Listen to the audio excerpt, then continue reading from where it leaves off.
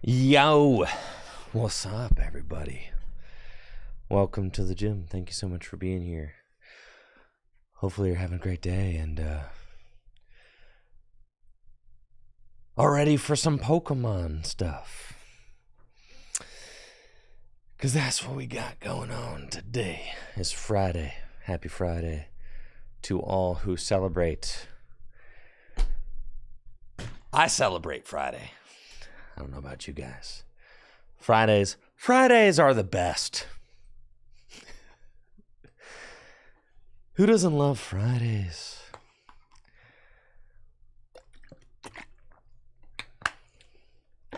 I played in Gym Leader Challenge League last night. Had a great time. Played my fighting deck.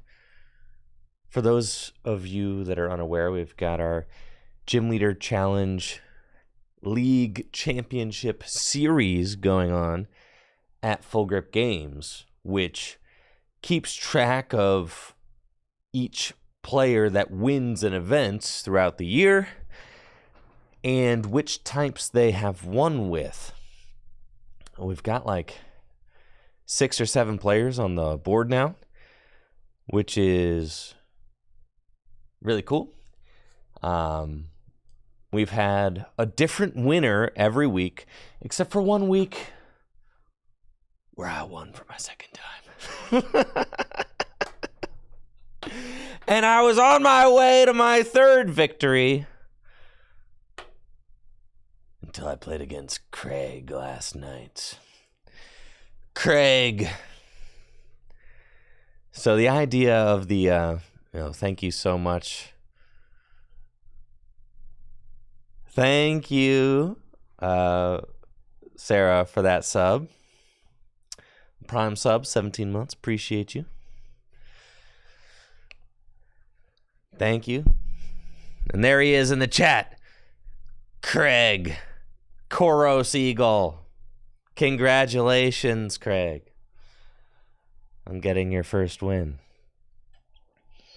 That was awesome. Now, the win had been eluding Craig for multiple weeks as he had made his way to the finals and then got bested there quite a few times. But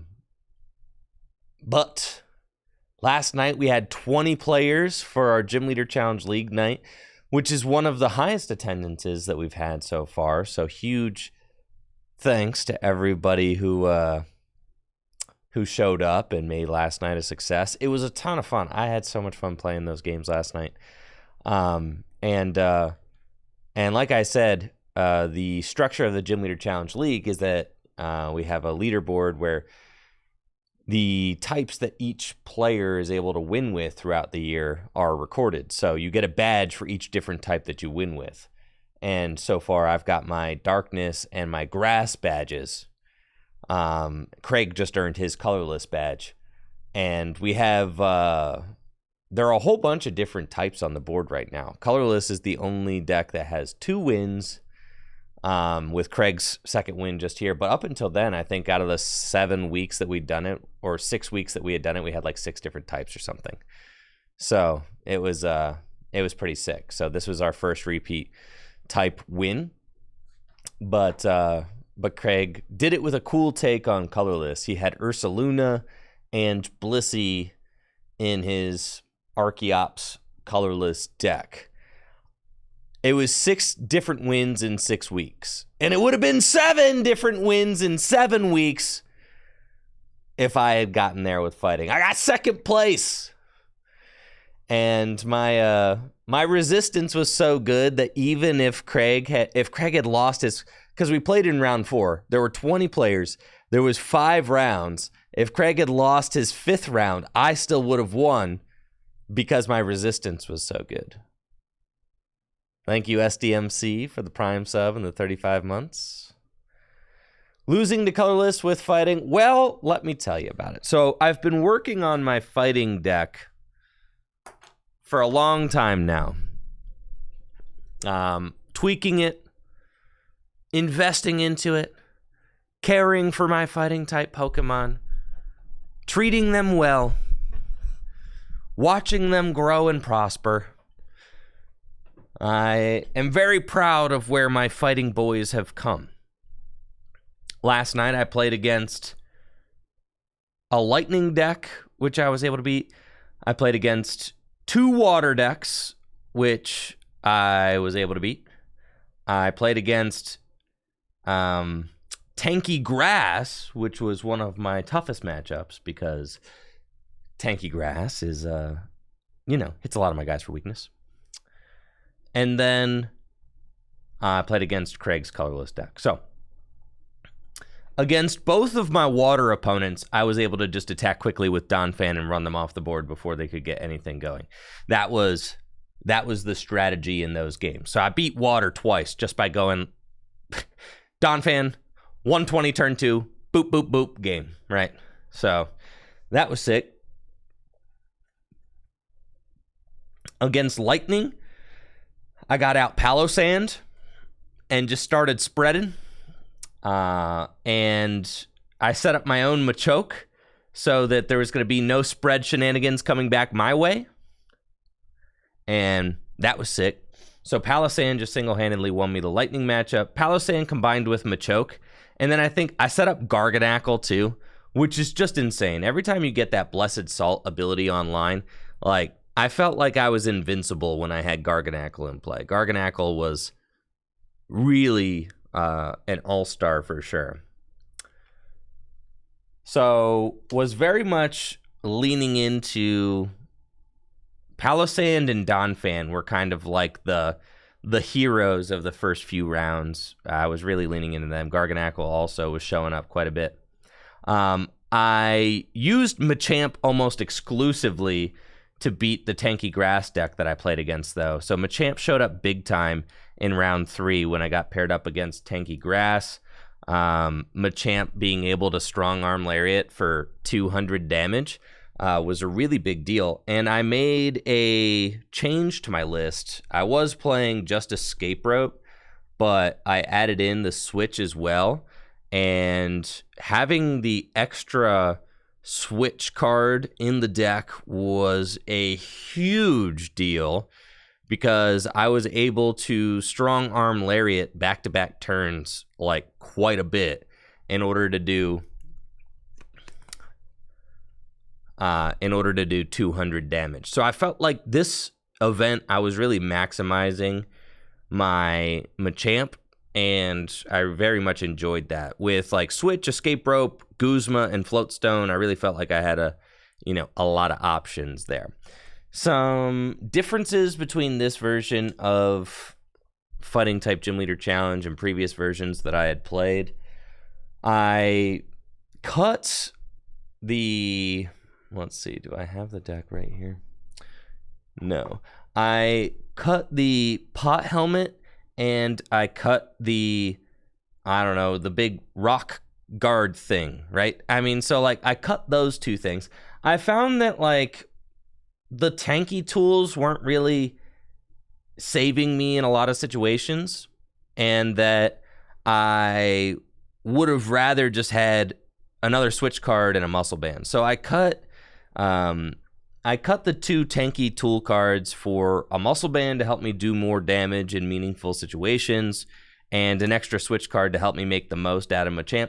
And the extra Switch card is also to help get Donphan into the active position turn 2, right? So that was really important. Having the extra Switch card was huge because it allowed me to get more turn 2 attacks than I ever had with this deck. With the Floatstone, the Escape Rope, and the Switch, I felt like I was pulling off the turn 2 attack like very often, which was a really big deal. So I felt solid in all of my matchups, and I really liked the way the deck performed. But in round 4, I played against Craig, and Craig is playing Archeops colorless with all the usual suspects, Lugia, Snorlax, but then also had an Ursaluna and a Blissey in the deck. Craig starts Bidoof, goes first, and I start Buzzwole So I'm like, oh, this is fantastic. I've got strong energy in my hand. I've got a Karina. I'm like, I'm going to town. This is going to be fantastic. So he's able to get the turn 1 Pokemon Research Lab, though, but has Arkin in his hand. But he doesn't have any other Ball Search cards. So he goes first and gets the turn 1 Research Lab, but can't get Arkin into play and has to settle for just Aerodactyl, right? So he's got Bidoof Aerodactyl turn 1 going first. And then I am able to Buzzwole, knock out the Bidoof. I use Karina that turn to start setting up Donphan, and I also have like Riolu on the bench. And I have a strong energy in my hand too, which I'm going to use to help knock out the Aerodactyl. Now, the issue that I ran into with this matchup is that Craig was able to just lean into his Pokemon that had fighting resistance, and I wasn't able to set up my Machamp this game, or my Garganacl. I wasn't able to set up Machamp or Garganacl. I had Knackle Stack prized, and my Machoke eventually got bossed up, and I was unable to find my Machamp, and the Machoke with 2 energy got gusted up and knocked out. So it was kind of a heartbreaker there. But I knock out Bidoof. Craig starts setting up the Fossil to evolve into Archeops and does Twin Energy on Aerodactyl and confuses my Buzzwole. I start setting up Donphan, and I attach the Strong Energy to Donphan, but Donphan doing 140 damage to Aerodactyl with Strong Energy is only 120 damage with the fighting resistance. So I need to poke it for 10, and thankfully the Sun and Moon cards only resist by 20, not 30. So I have a 50-50 shot of poking this Aerodactyl for 10 damage with Buzzwole with Sledgehammer because he's confused. So I'm like, I gotta go for it. So I go for it and I hit it, which is really good. So I poke the Aerodactyl for 10, and then the Aerodactyl attaches another energy, knocks out my Buzzwole, and I am able to bring up Donphan and finish it off for 140 damage, minus 20 with resistance for a perfect KO. At this point, Craig has built up a Lugia, who he's going to bring up to respond to my Donphan, and has an Arkin in play. Plays Cynthia, right, to try and find Archeops, and misses the Archeops and has to swing in a Donphan for just 60 damage with Lugia. Lugia has 130 HP and resists fighting by 30. And this Lugia would prove to be the game-losing card for me, because at this point, I've got Donphan and Lucario, but I'm having a hard time setting up any other attackers other than these two. So I have a choice. I have Lysander in my hand. I can either hit the Lugia for not a knockout, just, 90 damage or whatever. Or I can use the boss's orders in my hand and bring up Arkin and knock it out with Donphan. So that seems like an easy choice for me. I use the boss's orders in my hand, I bring up Arkin, and I knock it out. And then the following turn, Craig is able to get a counter energy onto the Lugia and finishes off my Donphan for a KO. I bring up Lucario. Craig pretty much only has a Teddy Ursa on his bench. He doesn't really have anything else going on. He's all in on this Lugia surviving, right? And I'm like, okay, all I need to do is find Muscle Band, and Avenging Knuckle will do 170 damage, minus 30 for resistance, and it'll be a KO, right?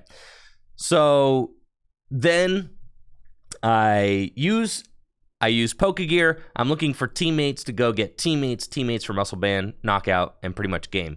But I don't find it, so then I have to Cynthia, and I shuffle draw 6, and I'm looking for the Muscle Band to take this knockout, and if this Lugia goes down, Craig has nothing, and I easily win the game. I draw my 6 cards. I don't find the Muscle Band, but I do find Town Map, and I've only got 3 prizes left at this point in the game. I've really been, I've been chugging along. I'm doing really good. And Craig's got like 4 prizes left. So I play the Town Map, and I see in my final 3 prizes, my Muscle Band is there, and my Knackle Stack is there. And I'm like, okay, so I was never going to hit that knockout anyway. And I have to Avenging Knuckle for 150 minus 30, right? So 120 into the Lugia, and it's not enough. And at this point, I don't really have a lot of great backup. Like, I've got Sandygast on my bench, and I've got Knackley, but my Knackle stack is prized, and I've got like Machop, right? But they don't really have any energy on them either. So I'm like not really doing squat. So I hit it for not a knockout, 120 damage, and then Craig is able to just kind of like just eliminate my Lucario with the Lugia. And I'm like, okay, this is fine. All I need to do is figure out how to do 10 damage to the Lugia, and I just win the game. And I'm like, I need to like sack some guys while I try and build up like Machop, or, you know, I need to put Donphan back into the deck. But with hand disruption and stuff like that, my strategy kind of just fell apart, and I was never able to deal that 10 damage to deal the final blow. I ended up getting Machoke set up and had 2 energy on it, and I played like Iono to try and draw into the Machamp, and if I set the Machamp up, then I'm pretty much in the clear.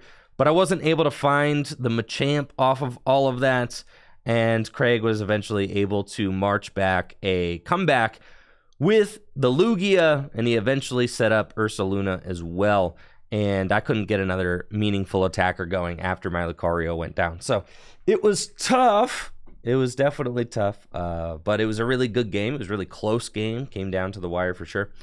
And I was proud of how the fighting deck performed. I was very close to being able to just kind of run away with that game, despite fighting an uphill battle against Pokemon that resisted me, as Craig was able to kind of execute his game plan without having to use any of his seriously fighting weak Pokemon. He was kind of just leaning into Aerodactyl and Lugia to take all of his prizes. Yeah, it was a really good game, and I was really happy for Craig that he was able to get that win.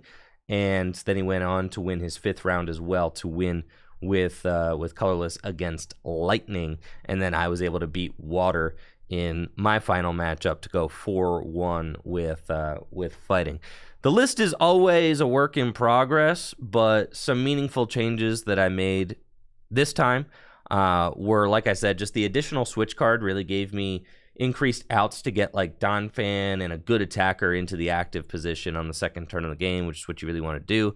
Playing all of the Pokemon search cards that I can, basically. Evo Soda, Heavy Ball, Timer Ball, Evolution Incense, Brooklet Hill. Playing all of these cards felt really good. It just gave me, Quick Ball, Ultra Ball. It gave me a really explosive setup. I noticed some people saying no Bridget, no Gloria, no Ball Guy.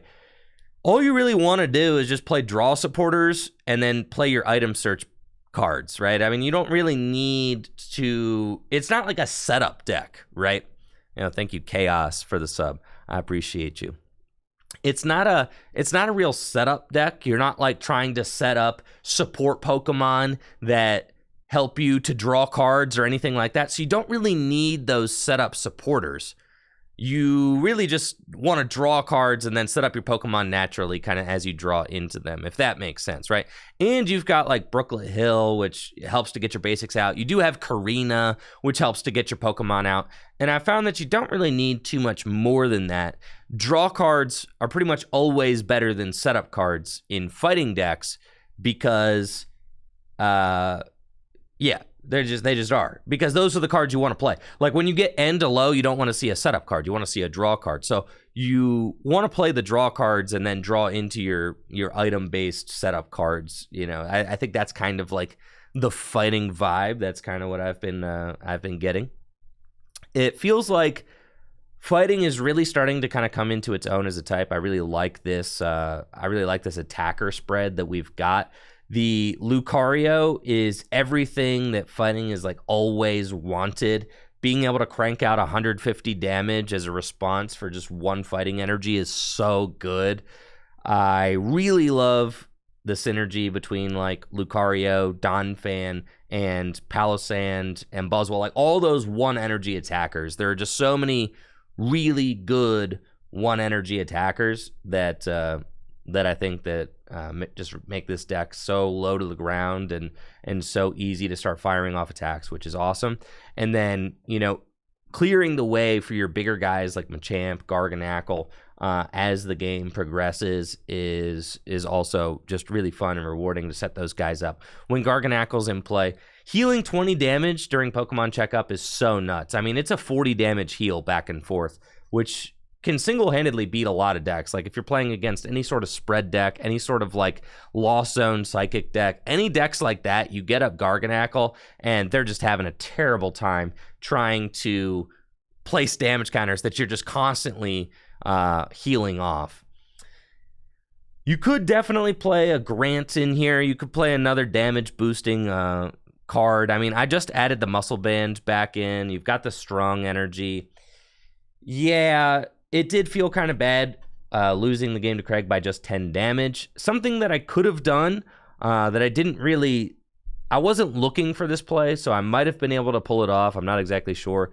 But I might have been able to push the Lugia to the bench with Palossand and then using Escape Rope, right? And then Sandpot Trap to deal the 30 damage to the Lugia on the bench. So I think that that's something that I needed to look at. I was kind of like really just trying to get Machamp set up for the end game, but I had Palossand, or I had Sandygast on my bench pretty much the entire game.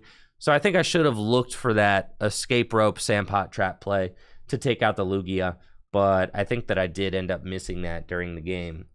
Whether or not it was a play that was available, I'm not exactly sure. I can't remember the exact way that the game played out. You could play Grant in here. I mean, you certainly could.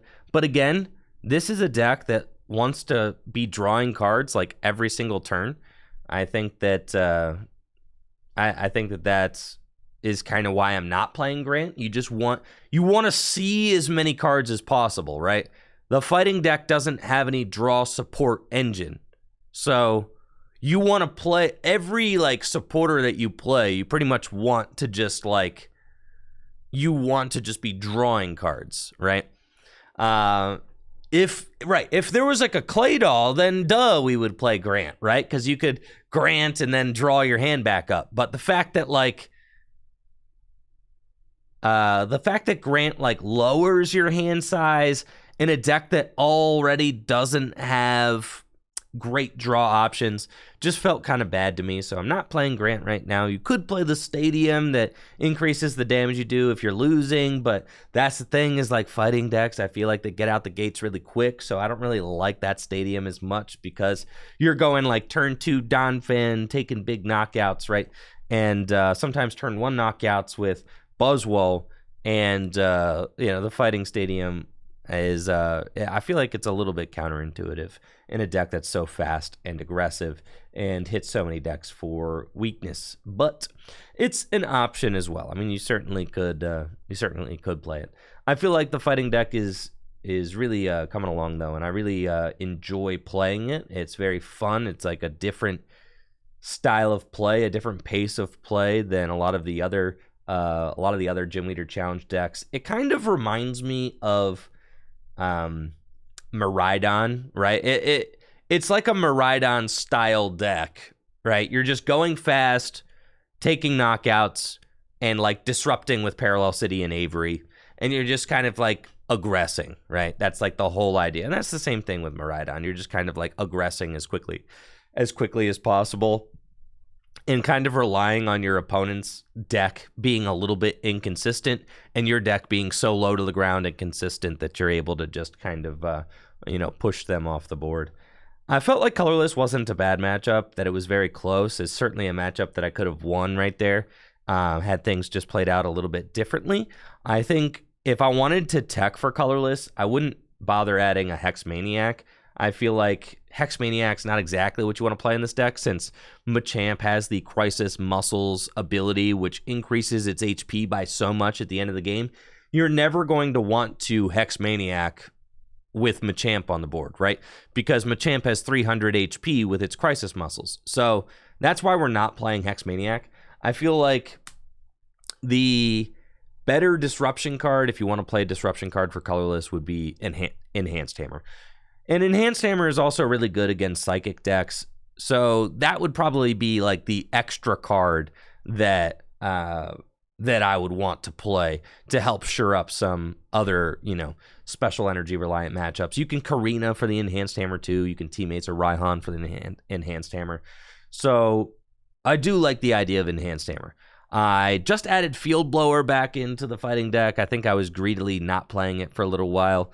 So yeah, I think Field Blower is like probably a card that's good to play. You're gonna want to play that card, especially since you don't do the most amount of damage. Being able to remove tool cards is really good. So I did like having the Field Blower back. Town Map is really important in this deck because you don't have any draw support. So what you want is you want to be able to play Town Map and then kind of like, you know, taking the cards you want off of the prizes is in a way kind of draw support, right? Because you're just giving yourself more selectivity over the knockouts you take and like what resources you get and when you get them. So Town Map in a way is kind of like a supporting card for this deck, as it allows you to hand select cards throughout the game to kind of like formulate your strategy. I do really like Trainer's Mail and Pokegear in this deck, as this is a deck that wants to kind of like, you know, wants to get a quick start. You want to find cards like those Switches, the Floatstone, the Escape Rope, the Evolution Incense, the Evo Soda. Trainer's Mail kind of just always helps you to find whatever that next card is that you need. If your draw supporter was just a little bit short of missing it, Trainer's Mail can dig 4 more cards to help find it. So I love Trainer's Mail in here, and Pokegear for the same thing. If you're reaching for like a teammate's play or a gust play, you know, Pokegear, once you're in the middle of the game, Pokegear lets you look at the top 7 cards, and being able to hand select a supporter that you find there to play for turn is also just really stinking good. So I do like the kind of selectivity that the Trainer's Mail and Pokegear give you. I used to play Acrobike and Trekking Shoes in here, but those cards I felt like were less good than actual draw supporters. So I took those out and just included more actual consistency cards. I think I wasn't playing like Timer Ball or something, and I was playing like Acrobike instead. And I was like, half the time I Acrobike, I just want to find Donphan. So I was like, yeah, I gotta maximize the amount of search cards that I have in the deck so that I can really explosively set up. But this is my fighting deck where it's at right now, and I was looking at maybe adding one more draw supporter. I think potentially you could cut Iono or N from the list. Since you are a deck that takes knockouts really quickly, Iono and N are supporter cards that quickly kind of become better for your opponent than they do for you. So I don't think that this deck needs to play both of them. I do think that you want to have some sort of hand disruption card in the deck. You know, one Iono or one N is certainly needed. I do like Marnie. It gives you 5 cards at any point in the game. Marnie's pretty much always good. But I think that I could swap out either Iono or N for a more powerful draw card at the end of the game. I'm not exactly sure what that card would be, but it's something that I've been thinking about quite a bit. Because when I was playing against Craig, I was pretty much poised to win the game. I hit a mid-game research when I only had like 3 or 4 prizes left. I hit a mid-game research, and I drew into a hand where the only draw supporters were my N and my Iono, and that's the turn I went down to 3 prizes. So I needed to try and set up Machamp, but the only draw supporters in my hand were Iono and N, which was really bad because then I was not able to draw into the Machamp to set it up. I wasn't able to draw into Rare Candy, Machamp, anything. I needed to either set up Garganacl or Machamp, but my only draw supporters were drawing me 3 cards. And that very much was like the unwinding of the game at that point, right? Was that I needed to draw 7 cards, but I was only drawing 3. So realistically, I mean, N could just come out for a Bruno or something like that. I wouldn't hate Bruno. I think Bruno or Cynthia's Ambition are probably fine cards in this deck, as they just allow for those really explosive draw turns. So that's something that I'll probably think about. Either Cynthia's Ambition or Bruno. I do really like Culver's Experiment in this deck. It's just allowing you to see 5 more cards is really good. And then I'm not playing Colress in this deck, you may notice. And the reason I'm not playing Colress is because you don't usually have a big bench, and you're pretty much always trying to Avery and parallel your opponent. So, like, it's just like you're not a big setup deck. You almost never have more than 3 bench Pokemon. And then you're also trying to limit your opponent's setup. So Colress is just not the best draw card in this deck. For those reasons, right? You're always trying to limit your opponent's bench, and your bench is never big. So it's kind of like the same reason why Colress is not that good in Dragon, right? And it's, again, like, I'm not going to play Zinnia's Resolve because I'm always trying to parallel my opponent. Like, I'm trying to parallel Avery, knockout, right? And Zinnia's discards too, which is not something that this deck necessarily wants to do. I think that the next best supporter card for this deck is probably Bruno or Cynthia's Ambition. Those two, I could very easily see playing one of those 2 cards, giving yourself like a really explosive draw mid-game. I felt like I was every time I saw the research, I was like, thank God, right? Because you want that, like, discard draw 7. Like, you want a huge hand. So I think Bruno is like one of the only cards that gets you up to like a 7-card hand in this deck. Cynthia's Ambition's another one of those cards. So I think like either of those 2 would be very good options. And again, I don't want to play supporter cards where like they don't actively draw cards. Roseanne's backup. You know, it's like the fighting deck needs to be drawing as many cards as possible. It really needs to, right? Because you don't have any onboard draw support. So you don't really have the luxury of being able to play any of those, you know, kind of supporter cards that don't actually draw you cards, because you need to be drawing cards with your draw supporters pretty much every turn. All right, yeah, that's the Fighting GLC deck. The win eluded me just barely, but I was able to get 2nd place with the Fighting deck at Gym Leader Challenge League. So I was very proud of that. That's my best finish with Fighting so far, and it was on a 5-round Thursday with 20 players in attendance. So that did feel pretty good. And it being the best finish that I ever had with the Fighting deck really gave me a lot more confidence in playing the Fighting deck at future Gym Leader Challenge nights. So very stoked on that. The Fighting deck is one of my favorites to play. If you've been watching the channel, then you know that I've been working on this Fighting deck for a long time. I've played it in quite a few, you know, Gym Leader Challenge streams, but I feel like this is the best iteration of it by far. It's really it was really drawing well and just performing well, and I think it's finally getting to a point where it's up to my standards. So definitely love that.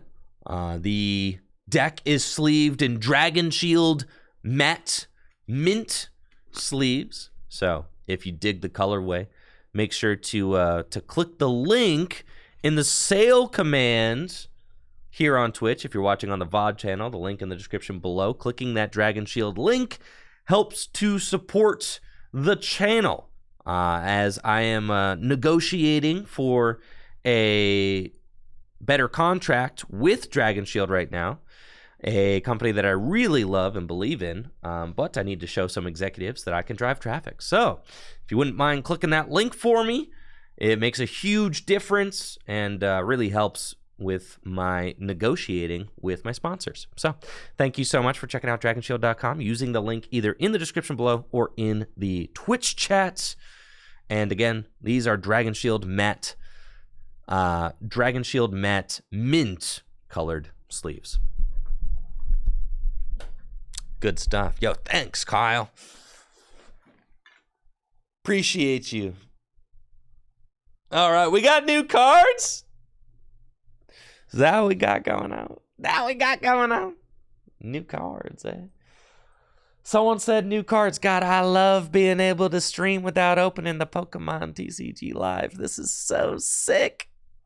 Man, happy Friday. Happy Friday indeed.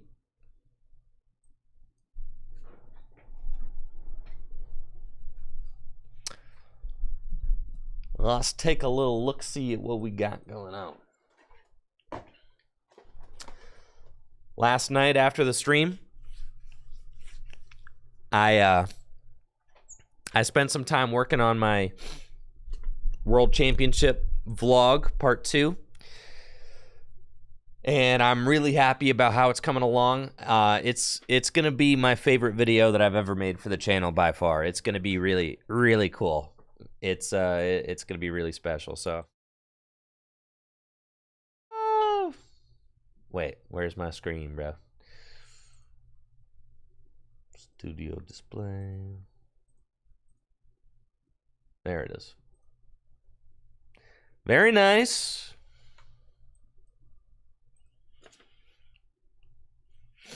New season of Pokemon Go starts today. I don't know what that means.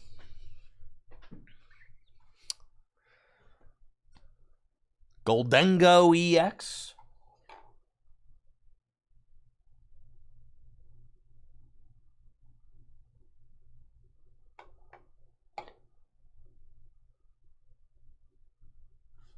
Give me 1 second, chat. Give me 1 second.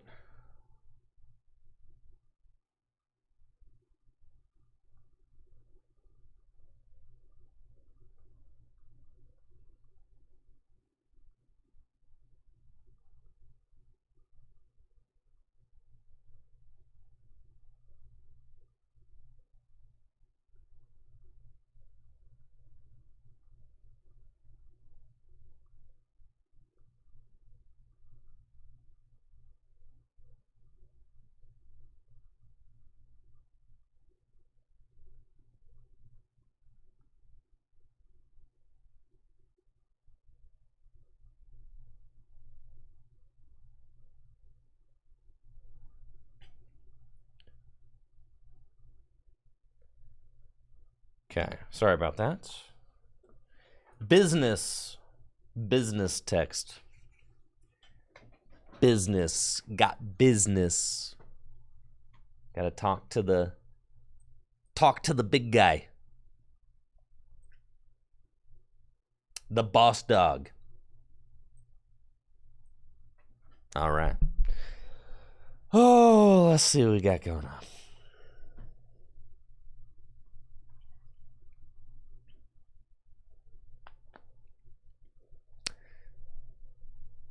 Let's see. Cool. New cards revealed. We are here on Poke Beach. Let's talk about them. Of course, we do have the Miraidon EX League Battle Deck. We got that going on. Then let's see what we got going on here. A new Roaring Moon EX box and Iron Valiant EX box will release on November 17th. Okay. So, we got to see the new Ancient Booster Energy Capsule Tool card. It's an Ancient Tool card. That's so cool, man. I'm excited about the new Ancient Pokemon and the new Future Pokemon. They're going to be cool. Look at that. You got like Ancient. They're kind of like, I like that they're like 50 split.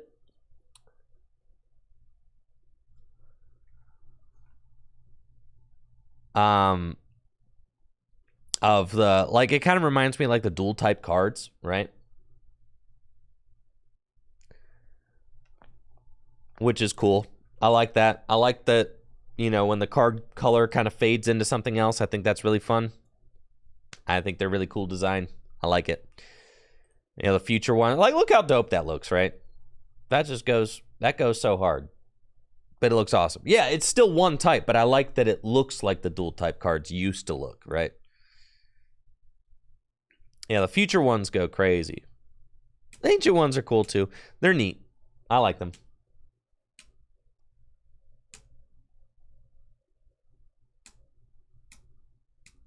All right.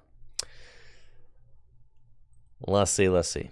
So we got the new tool card. What does the new tool card do? It gives you plus 60 HP if you're an ancient Pokemon and recover from all special conditions, right? That's cool. And the future booster energy capsule, do we have any idea what The future Pokemon this card.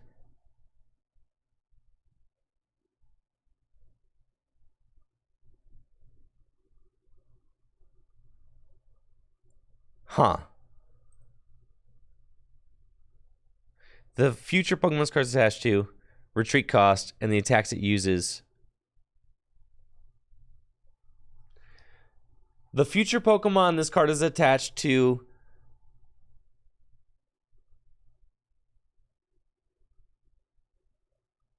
There's no way they would make it retreat 1 less and cost 1 less, right? Oh, no. The retreat cost. So probably retreat cost 1 less, and the attacks it uses are not affected by any effects on the opponent's active Pokemon. That's probably it. Or deal... it might be deal more damage, because this one gives these guys more HP, so then maybe this one makes them do more damage. Oh, before applying weakness resistance. So it's more damage, yeah. So I'm thinking they make it so that the Pokemon have less retreat cost, has no retreat cost, and the attacks do more damage. I mean, that would be crazy. That would be extremely good. Right? Like, broken good. So, anyways, these seem good. That's for sure. Let's read these guys again. What? Frenzy Gouging. Knock out your opponent's active Pokemon. You do 200 damage to yourself. Calamity Storm. Discard Stadium. 220. Okay. Toxic Powder. Ancient Booster Energy Capsule. Both active Pokemon Poison. Rampaging Hammer. Okay.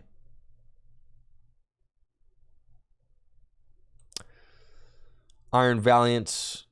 If it moves from the bench to the active, 2 damage counters on one of your opponent's Pokemon. Okay. Laser Blade. 200 damage. During next turn, this Pokemon can't attack. Yeah. Thermal Reactor. Yeah, these just... I think they haven't released the real sauce yet, right? But this one's good. Yeah, that card's definitely good. Placing extra damage counter is pretty much always good.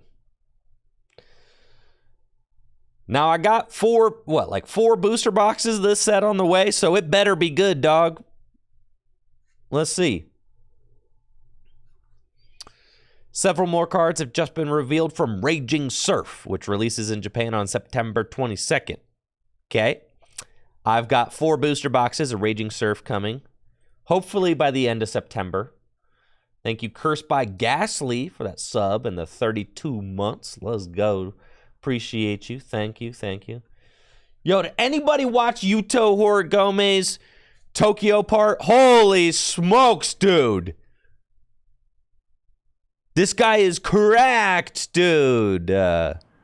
He's so cracked. I'm saying, if anybody's even remotely interested in skateboarding, this is your first ever Olympic gold medalist. Okay? Absolutely tearing up the streets of Tokyo. And what's really cool about it,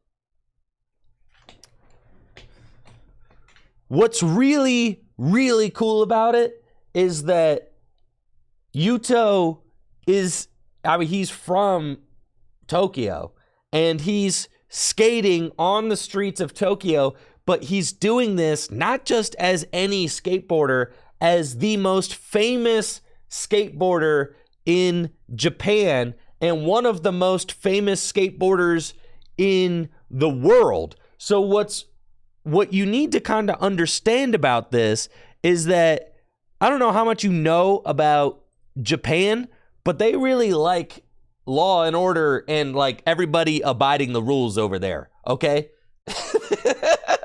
They really like everyone to do what they're supposed to do and don't do anything, kind of out of line, and definitely don't break the rules, right? And Yuto is basically a celebrity there, right? He's like it'd be like Michael Phelps for the US, right? Like Michael Phelps level. Like Yuto is that big in Tokyo. And for Yuto to release a 7-minute video part of him skateboarding in Tokyo illegally. Do a kickflip. All right, give me a second. Him illegally skateboarding, a Nike-sponsored video of him just tearing up Tokyo. It's like he's gonna make the news for that. Like this is all over Japanese news. Like basically Michael Phelps, you know, doing illegal stuff, right? It's like that's basically like how they're covering it in Japan, right? He did not have the authorizations. You got to watch the video. He's getting kicked out of constant spots.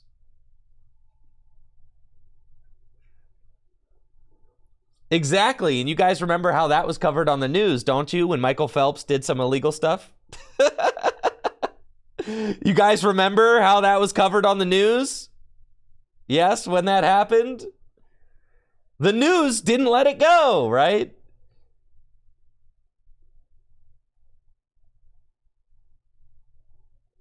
Yeah, the news did not let it go. Yeah, I mean, we look back at that now and we're like, wow, how childish. I can't believe that people cared about that, right? But I mean, you know, I mean, back in the day, times were different, right? I mean, it was certainly different. Times were certainly different back then. But then also, you look at what's the woman sprinter who got disqualified? So it's not really that there. I mean, stuff like that's still happening, right? You guys remember she's like the fastest woman sprinter in the world. She's nuts. Absolutely nuts. And she's like a teenager. She's like 18 or 19 or something. But yeah, she got like disqualified from a major event. I think, was it the Olympics? I think it was the Olympics, like literally. I think it was the 2021 Olympics. Yes. And she didn't deserve any of the backlash she got. No. Right? But it's still, so like, you know, think about how the news covered that. Like it was ridiculous. Yeah, Shikari. Yes, Shikari. It was trials and she was disqualified from the trials. Yes. Yes, but like she was she would have qualified for the Olympics. So in effect, she got disqualified from the Olympics because she's the fastest she's the fastest female sprinter in the US, like by far, right? So she was like gonna qualify for the Olympics. And then got disqualified. Yeah, Shikari. That's right. Yeah. Oh yeah, she made a huge comeback. Right. But anyways, I'm not gonna scuff the VOD by watching this, but Yuto is an absolute monster. Okay. Definitely check it out. It's if you've got any interest in skateboarding, he's my favorite skateboarder by far. I love this dude. He is just. Oh well, now we accidentally scuffed it. All right, that's fine. Yeah, look at this 360 flip the 14, dog. In like the designer jackets in the Nike, he's got so much drip. He is just like oozing in it. It's insane, bro. It's insane. Like nobody just skates in the big puffy jackets like that, man. Like nobody just makes it look that. Nobody makes it look that easy. Like you'd be watching this at home and you'd be like, this stuff is easy. Because he makes it look easy. And it's just not, man. And he's got the Eric Costin cameo in here too. So sick. Yeah, getting kicked out everywhere. Can't you read? That sign can't stop me because I can't read. The part is just so, and it's also so cool getting to see like B-roll of Tokyo because I was just there, which is also, it's such a vibe. This whole part is just really, the music is really good too. It's really cool, and it being like Yuto's home city is just makes it even cooler, right? Beefs it.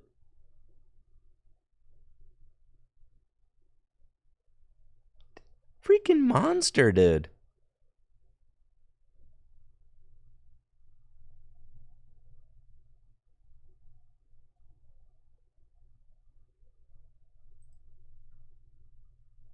It's just absolutely nuts. Shredding this entire part. I know. I'm gonna be geeking out about this part for the rest of the year, I think. Watching it, I was thinking this might be my favorite skate part like ever. You know, having been in these like, dude, having just been in these like subway or in the train stations, right? Like, these are not great skate spots. Like the fact that you could just roll up and there's security everywhere.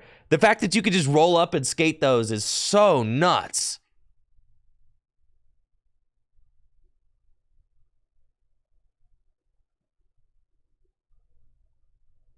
And then you got Eric Costin. Eric Costin in the Yuto dunks. Freaking legend right there. Sheesh.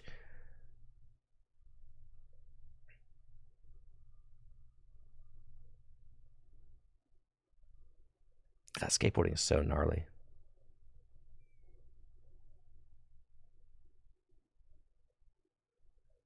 That looks so sketch, dude. Like, that is a little glass thing. Like, that is not a handrail, dog.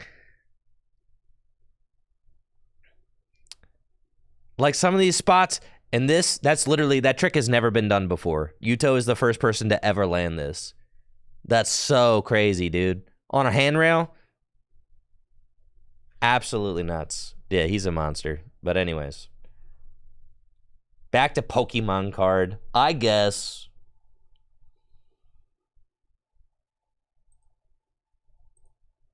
All right, let's do. We got to do.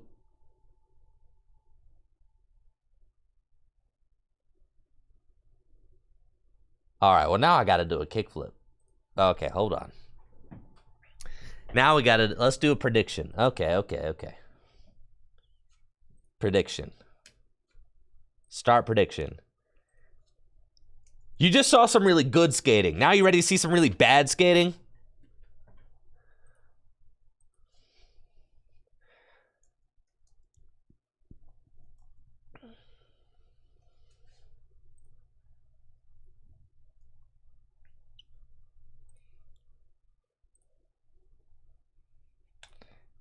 All right, 3 out of 5 kickflips. Can I land 3 out of 5 kickflips?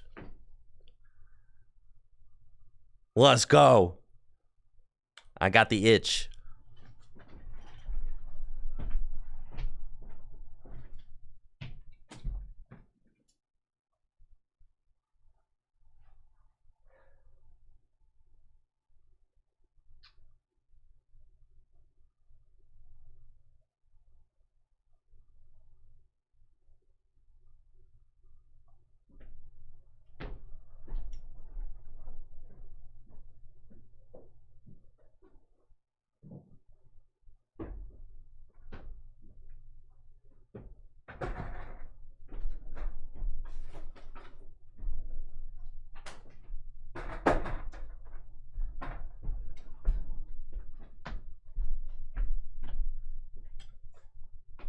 Do you get to watch? Yeah, I had to go set up the camera. Come on, patience. Okay, here we go.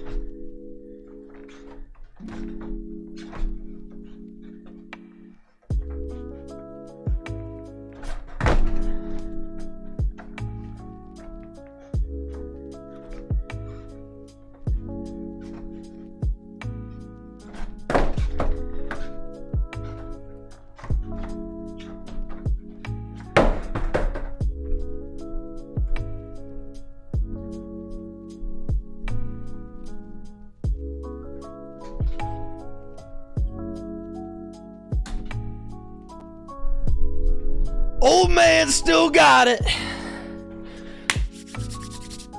That's right. Old man still got it, baby.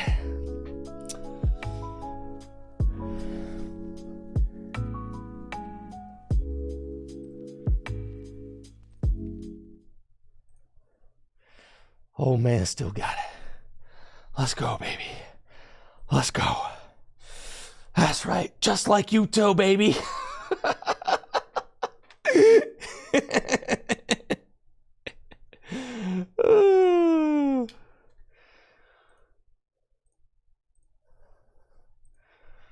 All right. Well, now while we're at it, let's do one more.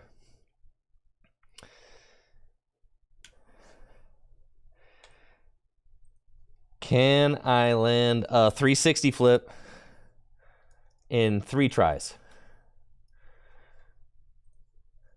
Yes or no? Minute. All right, a 360 flip. 360 flip. I got 3 tries.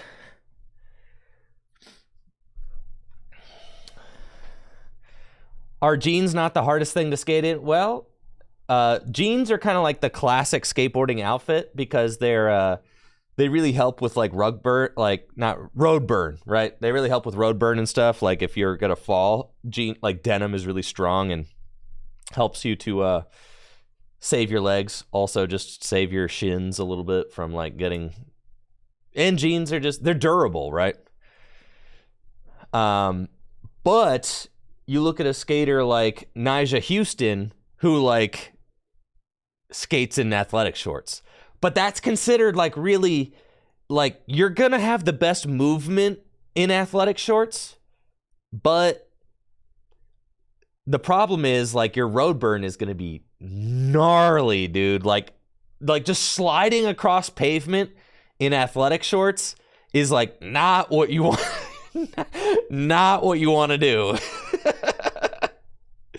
Right. Yeah. So like if you never fall, then shorts are optimal. Yes.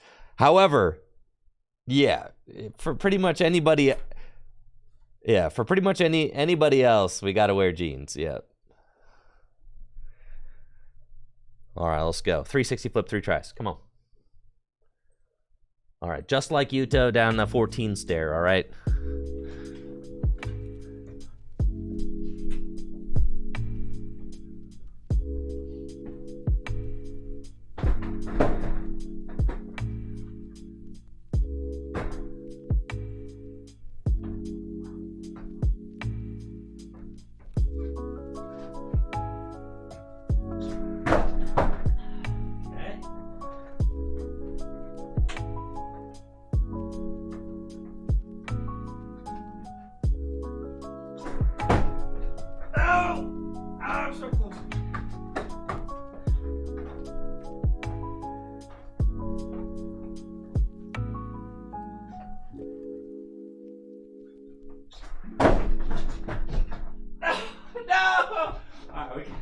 We gotta redo. Redo.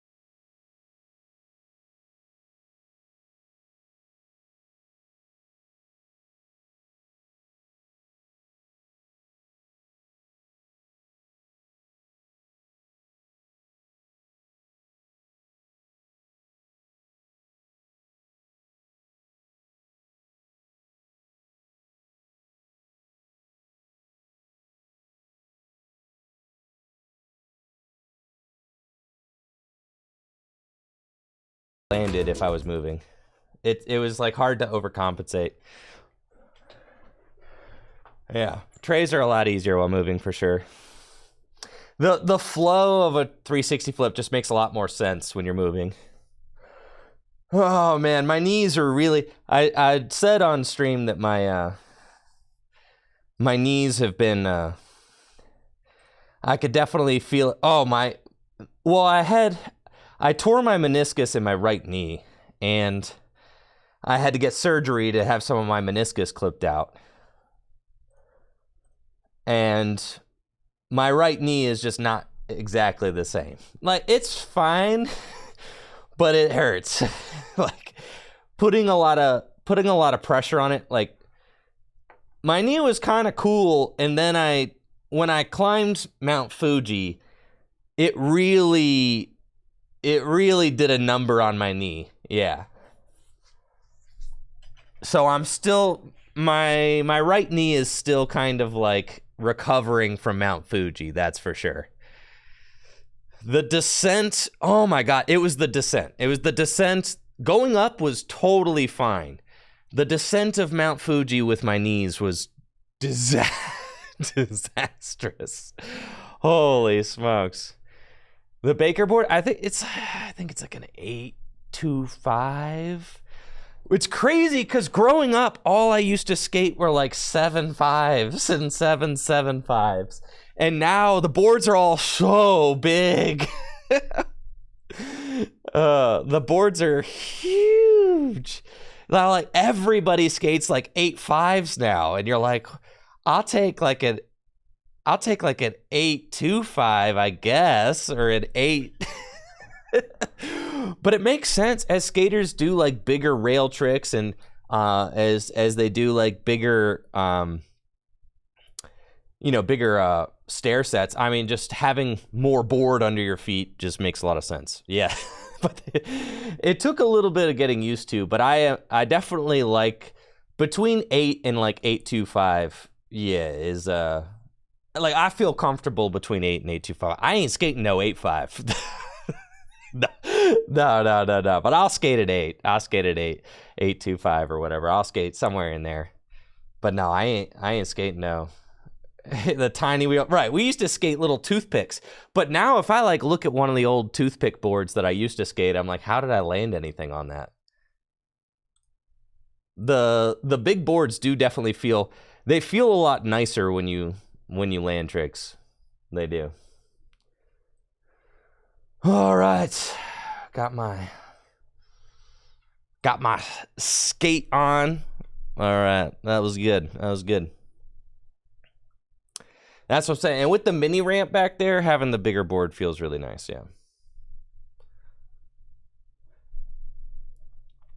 Cool. I got 4 booster boxes of Raging Surf showing up at the end of September, so I'm really excited about this set. Let's see what else we got in there.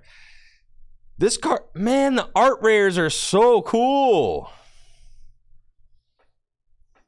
Yes. Yo, watching Cops, like, literally, long flights are so bad on my knees. Yes. They're so bad. The flight to Japan was brutal. Yeah, this is so cool. Bro, no, he's not in the... He's in the, what was the thing called? Too soon, bro. Where's...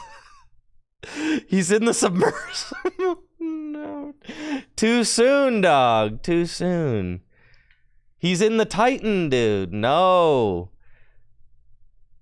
Where's the Mad Catz controller? Yeah, where's the Mad Catz? Where's the Mad Catz controller? Oh, man. Yeah, Drake Wind, it was so sick. I know. I'm glad you watched it.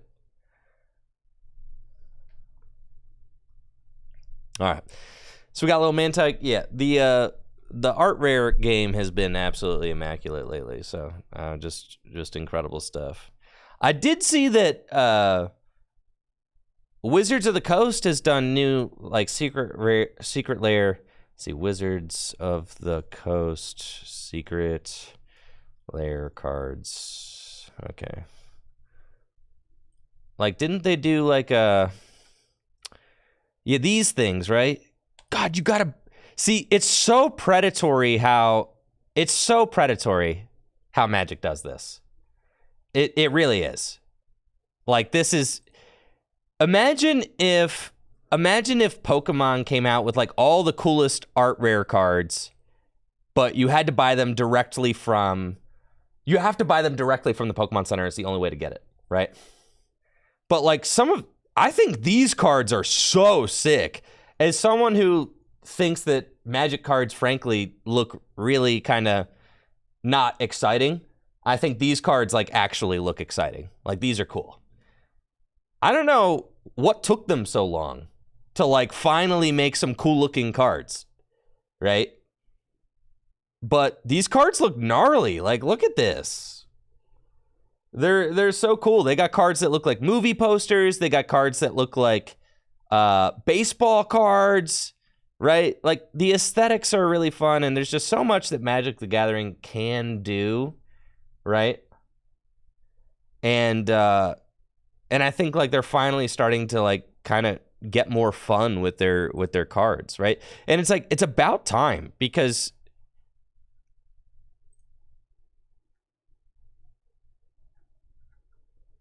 they could have been doing this the whole time, honestly. Yeah, these guys look nuts. Like, look at these. Yeah. Aren't these so cool? Like, you got Liliana as a baseball card. I kind of want Lily. I don't even play Magic, but I want Liliana as a baseball card. I don't care if they look like Magic cards, bro. These are cards that I want.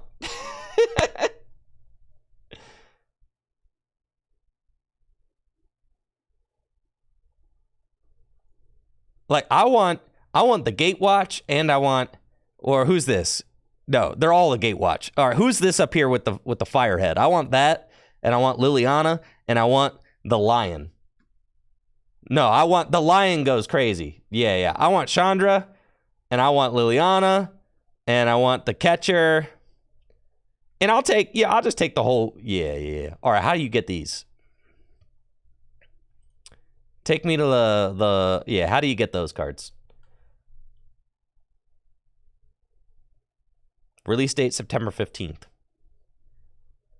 $106 just for 5 cards? $100 for 5 cards? All right. See, I just want the baseball guys. $39. Okay, cool. All right, I'll do that.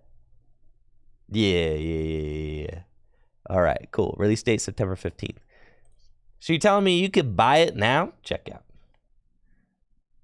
Continue as guest.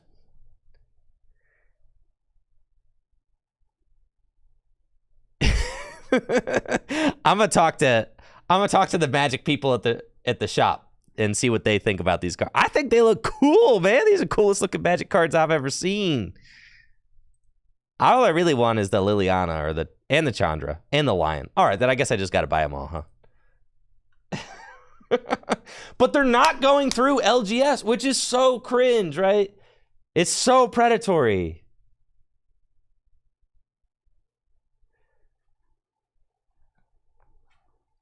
It's so predatory. And it's like they're cutting out the local game stores, which is just so cringe. Well, like, yeah, why are you cutting out local? It's just greed, right? It just is greed. It's greed. Yeah, like, why are you going to cut out the stores that support your organized play? Like,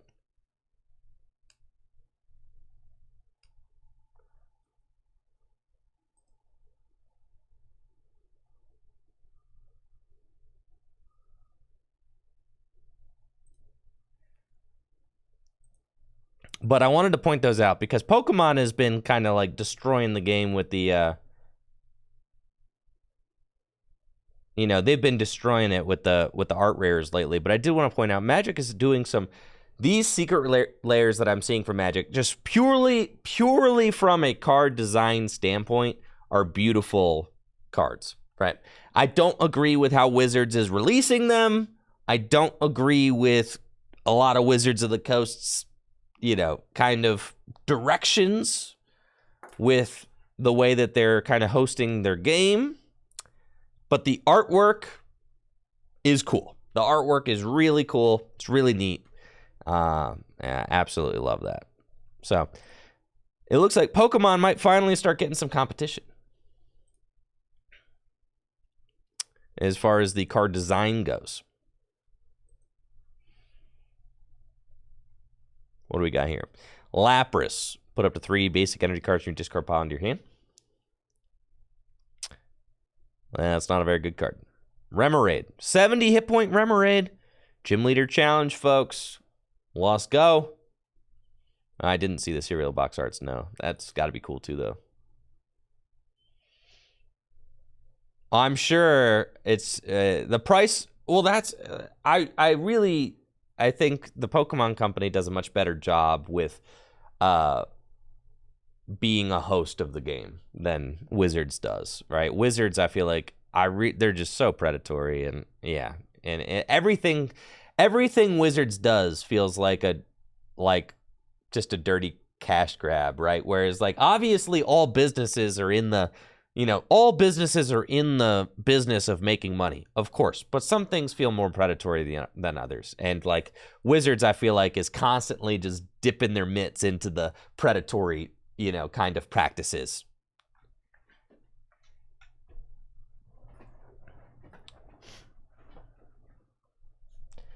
But yes, good business should make your customers feel valued and respected, and also your clients, like your local game stores, should make them feel, empowered as well. Yeah, Pokemon's a lifestyle company, and Wizards of the Coast is a trading manufacturer, and that's so true. Pokemon is definitely more of a holistic lifestyle kind of. They kind of want to embody the whole thing, right? And they want people to feel good about Pokemon, right?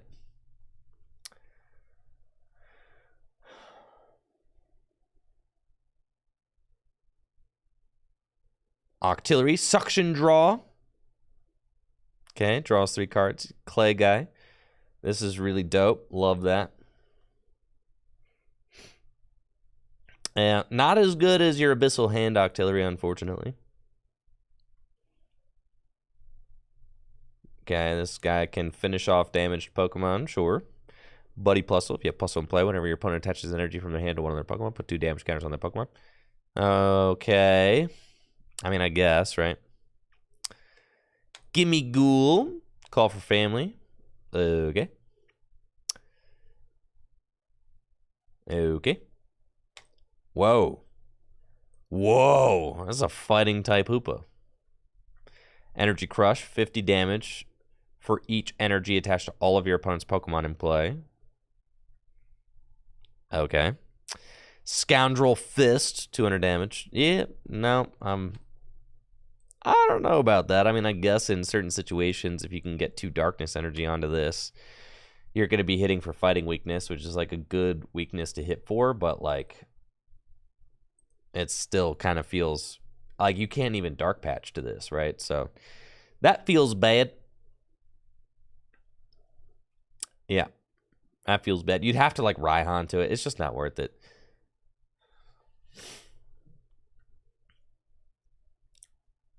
Yeah, 3 darkness in it. Yeah, it's never happening. Sneaky Snatch. Once during your turn, you play this card to your hand to evolve one of your Pokemon. Look at your opponent's hand. Choose 2 energy cards you find there. Yo, that is sneaky. That is a sneaky snatch if I've ever seen one. Okay. Goldengo EX, 260 HP, bonus coins. Once during your turn, you may draw a card. If it's in the active spot, draw 2 cards. That is cool. Okay, that's cool. Make It Rain. Discard any number of basic energy cards from your hand. Man, really? That's what we're doing? That's kind of funny. If you set up 4 Goldengo EX, you're drawing 4 cards, maybe 5 cards a turn, which is kind of sick.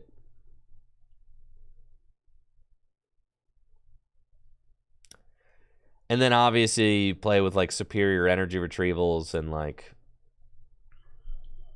you know.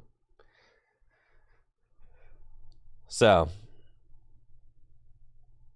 this is a pretty cool card. That's a pretty cool card.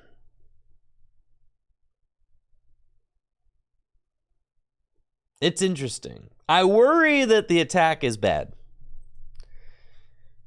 You know we got history on this, okay?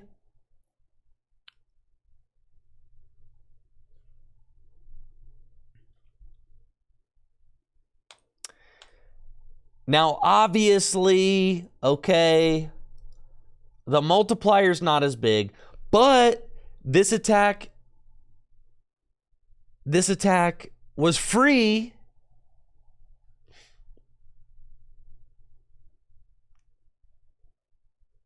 But right, it doesn't have any built-in draw. I think probably a better comparison is Blacephalon, right?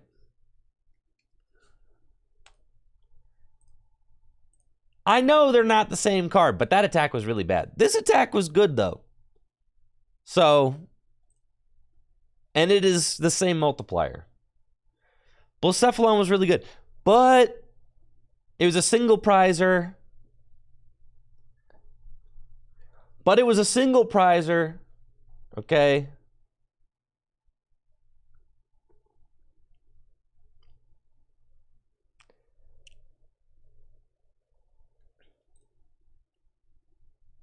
You know, like, what are you going to do against a single prize deck with your Goldengo?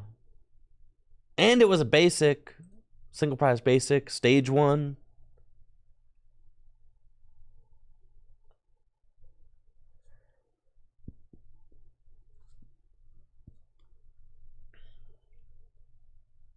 Golden Boy is going to be good. It might. It might. The basic does have Call for Family. This is true. No lies detected. There is Call for Family. That's pretty good.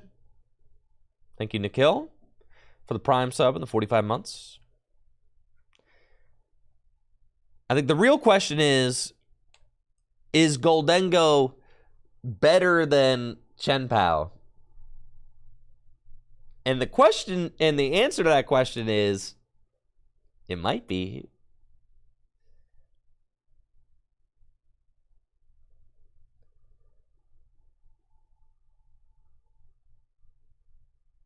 It might be. You don't have to set up a Stinky Backs Caliber.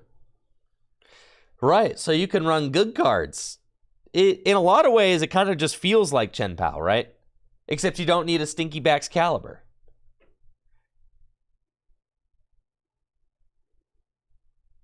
All right, I think I'm starting to come around. Yeah. I do.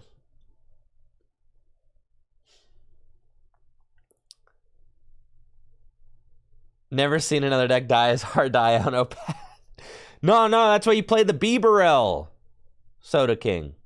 Yeah, it's going to be Bibarel Goldengo. Oh, I'm excited about this now. I'm going to build the Goldengo deck for sure. In this month, I'm getting this, with Bibarel, because then if you get Iono, then you Bibarel up, find the stadium bump, and then Goldengo. Brrr.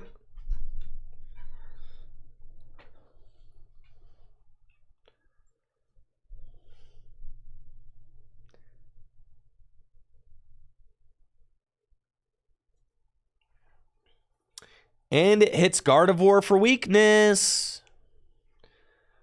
Listen, we're not playing Revavroom, all right? No Revavroom here. No. Revavroom is bad. I don't know who needs to hear this.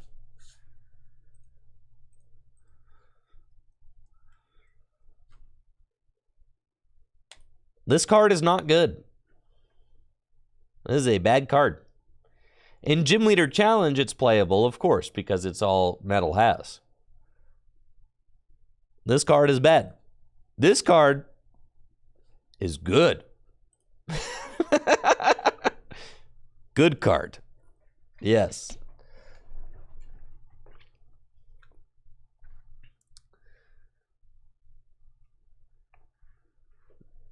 Bibarel, good. Revavroom, bad. Got it? No Pidgeot. No rare candies. Do not put a single rare candy in your Goldengo deck. No. No rare candies, dude. None. No rare candies. Goldengo, Bibarel. That's it. That's the whole deck. You got a 4/4 Goldengo. You got Bibarel. That's all you need.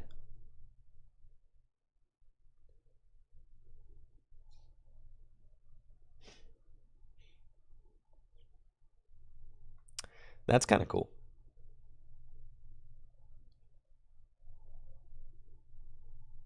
Works with Zorobox? Dude, you're not playing all those Metal Energy at Zorobox. You could play Bombirdier. It's true. Is Bombirdier in this set?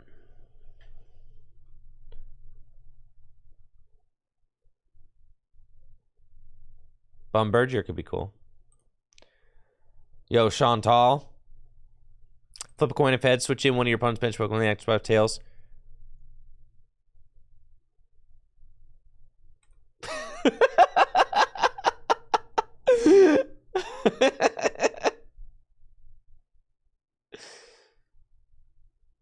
Yo, Chantal is sick, dude. Pokemon Catcher, is that you? Isn't this terrible? Well...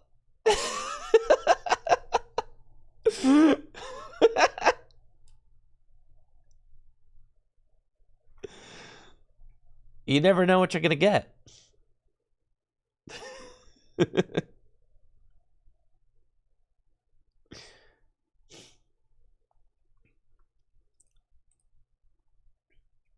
Okay. Parasol Lady. That's a nice full art. And we'll get a Chantal full art. I'm sure that the Chantal Secret Art Rare goes crazy. I hope that I pull the Chantal Secret Art Rare. Yeah, dude, please. The full art and the Secret Art Rare of this supporter are going to go nuts. I'm positive. Yeah. So I hope I pull that. That would be insane. Shuffle draw 4. This is like Bruno, but if you get the turn 1 Parasol Lady, you're popping off.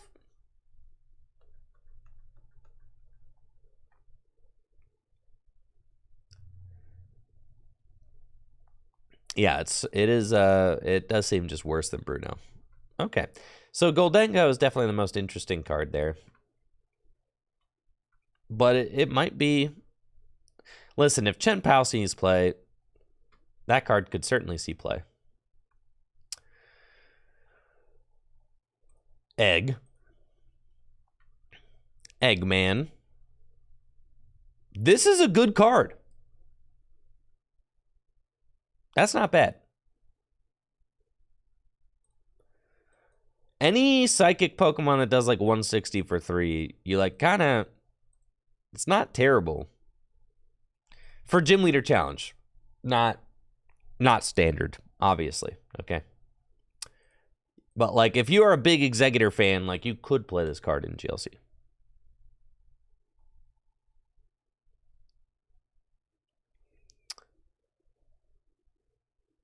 Akashic Sense. Once during your turn, you may attach a basic psychic energy from your hand to one of your bench Pokemon if you do draw.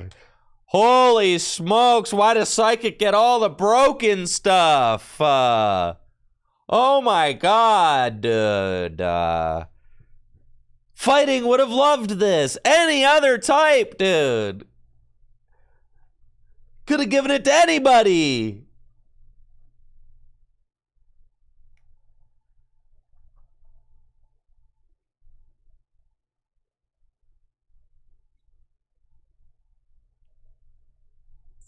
Dang, that's crazy, bro.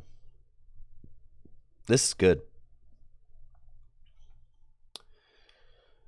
It's good. I'm not talking about for standard. I mean, what?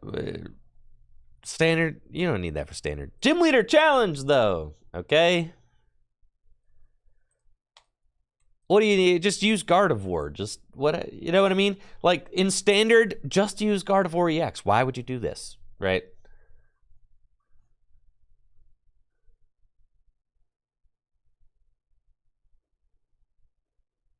You could play the Ancient Trait not to. See? There you go.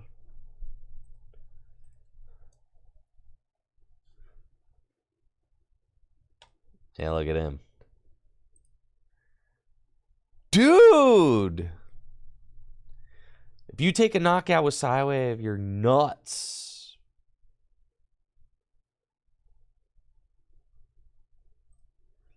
But yeah, I just like, I don't really think that this is going to see any play in standard until maybe after rotation.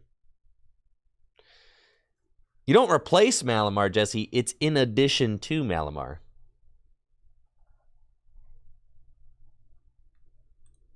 In Psychic GLC. In addition to.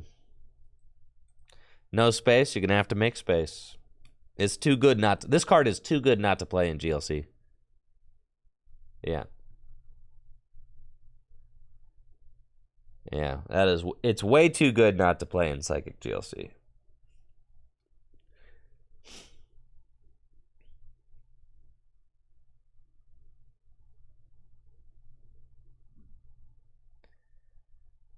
Yeah, Malamar, Kirlia, and Xatu on the bench. That's what I'm saying. Yeah. That's nuts. But, all right, so in standard format, you just play Gardevoir instead. I don't see any point for this card over Gardevoir. Right?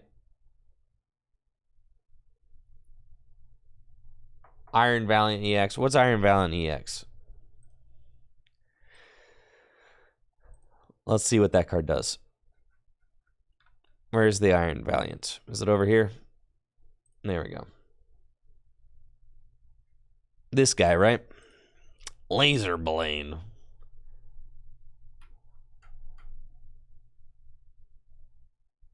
I guess? Like Iron Valiant. Yeah. Xatu, I guess?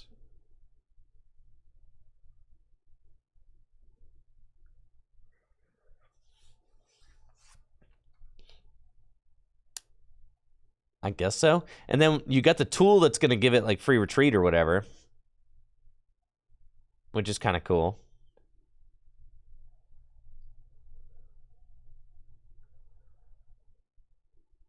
So like you have free retreats with your Iron Valiant and can draw cards and pivot in and out of the active spot. I still feel like this card just stinks, dude. Not Iron Valiant. That card's good. I feel like in standard format, I mean, look how spoiled we are. But in standard format, bro, in standard format, 1 energy from hand. Why would I ever do 1 energy from hand when I could just do infinite energy from discard? Right?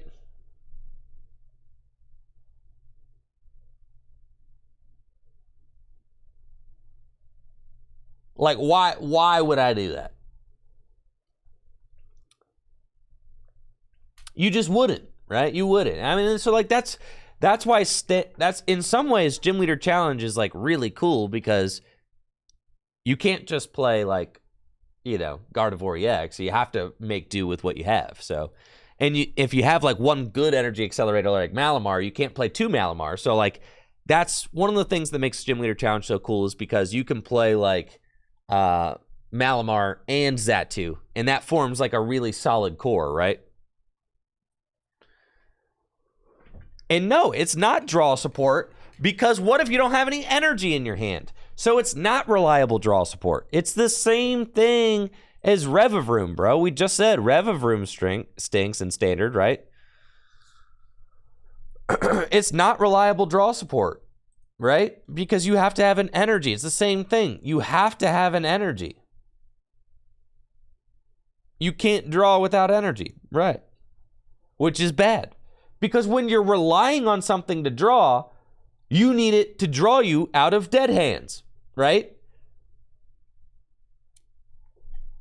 So That's the whole point of a draw support card, is that it draws you out of bad hands.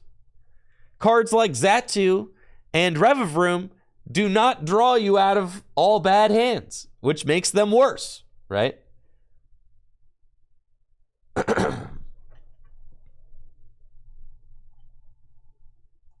Right, Shadow Rider was so painful to play, right? Because it's like, cool, I just don't have any energy, guess I'm passing.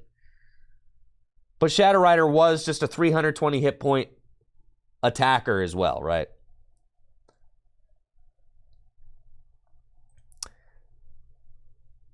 Now, in order to do anything meaningful, you have to have like 2 Xatu set up, and then you have to have 2 Psychic Energy in your hand, and you have to have the attacker you want on the bench, and you have to be able to pivot that attacker into the active spot.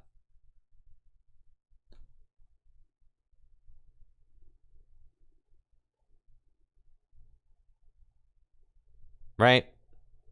So, what I'm saying is that Xatu will be great in Gym Leader Challenge, not as good as Gardevoir EX in Standard. It's just, no, why would you play it other than There's no point. You just set up Gardevoir EX and you can get infinite energy into play. Like, why would you play anything else? You're not going to play a 100 hit point guy that can't be level balled for, right? No. It's a good ability, but you got to compare it to the other abilities that exist, right? It's just like, in a world without Gardevoir EX, Xatu is more interesting. But in a world with Gardevoir EX, I just don't see the point. That's why I think it's so good in Gym Leader Challenge, though, is because you can only play 1 Malamar, right? So it's like, you've got the 1 Malamar and you've got the 1 Xatu in Gym Leader Challenge. And that 1-2 punch of Malamar and Xatu is going to really allow you to kind of like churn energy into play. Right? So, and they have really good synergy together since they both attach Psychic Energy to your benched Pokemon. So, like, you're always going to want to pivot, right? Maybe Xatu will be standard viable one day. What I'm saying is, on release, it's not going to be. Okay.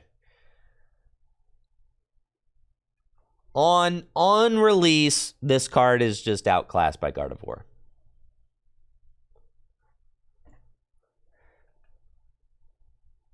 I think you're going to be very disappointed when you go to try and set up 3 or 4 Xatu and can't level ball for these idiots, okay? Or Evolution Incense or anything, okay? You're going to be really upset. You're going to be like, where's all my guys? Yeah. And then you have to Ultra Ball for them.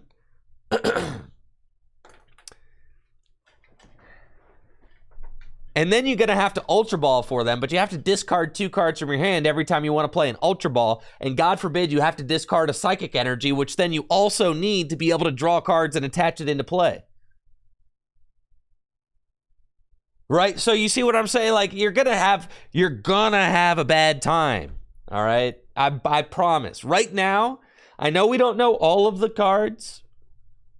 I know we don't know all of the cards from this upcoming set. But this is not a reliable draw card in Standard. All right, I'm sorry I called you an idiot. Okay, you're very smart, actually. Have a lot of knowledge of like the future and also the past. Can see things that others can't. I'm sorry, Xatu. I was trying to make a point.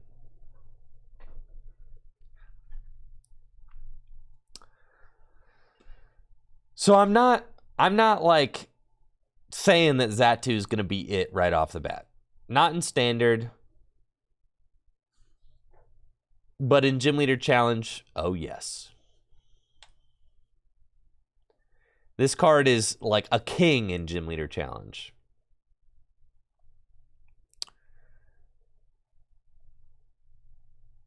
All right, just another kind of vanilla.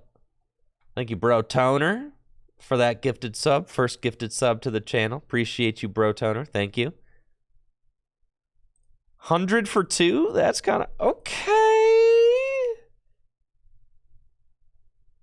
All right.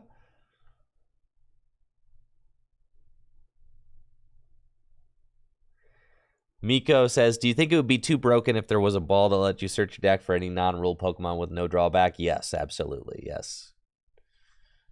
That is way too broken. Way too broken. Yeah, you would like... Yeah, that's way too broken. Yes. Can't have that. Best we can do is Ultra Ball.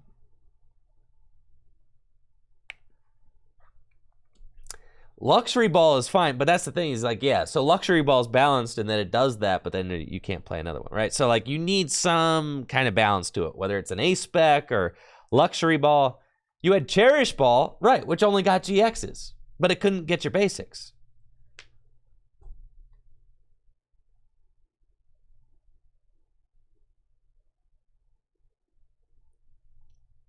Cherish Ball is different. It only got GXs.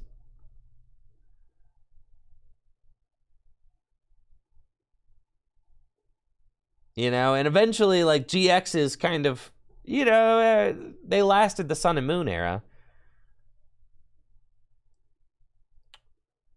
And they were, you know, cards obviously good in decks that just played all inverse Cherish, yes, but it's different. It's different. There were only GXs when we had Cherish Ball. That's not true. Eventually, V's came out, right? And Cherish Ball couldn't get Zacian. That was big. And then,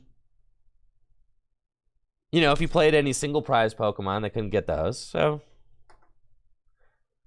yeah, as soon as V's came out, Cherish Ball stocks went down huge.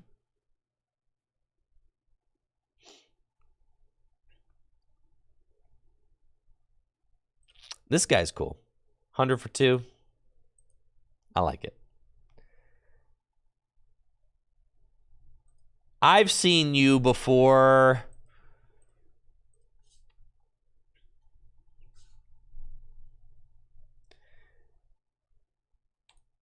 You're like an updated power heater.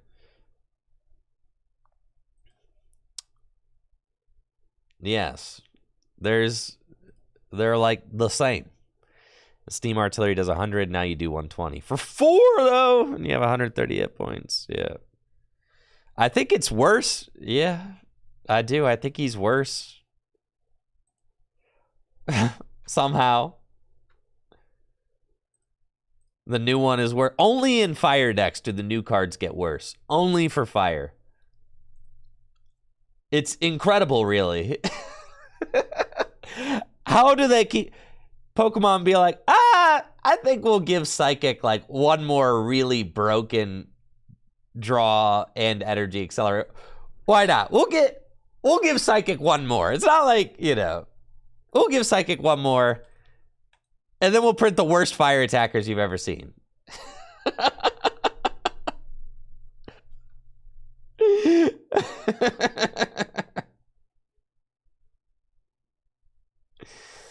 Man. Okay, cool. All right. So that's fun. New cards.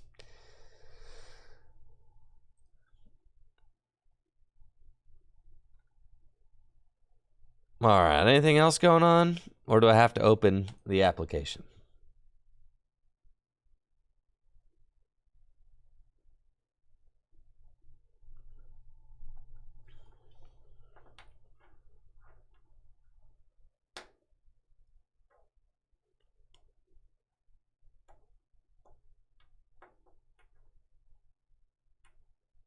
I did, Sticks. I did. Yes. What can you expect as a spectator for regionals? You can play side events. You can check out the vendors.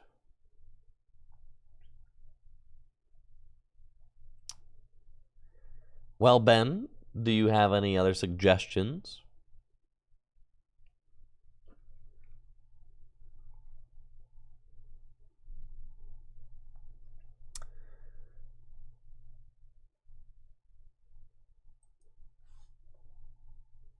I think Goldengo is okay.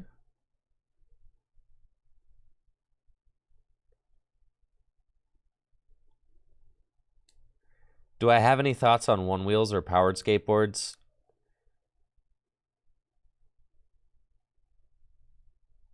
Sometimes I see the one wheels or like various kind of like gyro devices like that. And I'm like, dang, that looks kind of cool. And then I'm like, I just get a real skateboard. Just come on. Just get a real skateboard. Yeah. Nah. New skateboard. Just get a skateboard.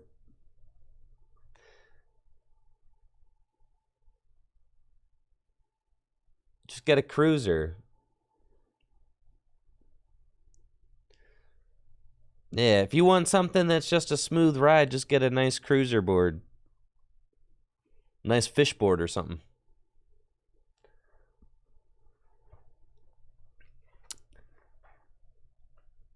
I feel like if I were to get... Yo, sick deck. I feel like if I were to get, like, any sort of motorized device or anything like that, like, I would just want a four-wheeler or something, right? And so I feel like I'd just go full four-wheel. Yeah, just give me a four-wheeler, bro. Like, that just seems like way more fun. Like, it's probably the kind of fun that I'm trying to have on a one-wheel, but I just would rather get a four-wheeler. But the thing is, like, I already have a Jeep, so I don't really need a four-wheeler because I could just go, you know, I could do off-roading on the Jeep, so.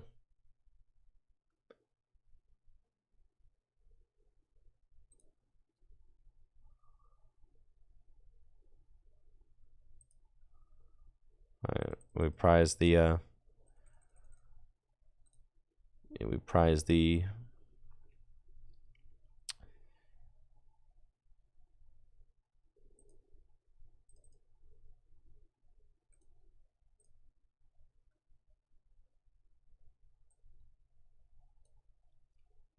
unfortunately prized our Kramer.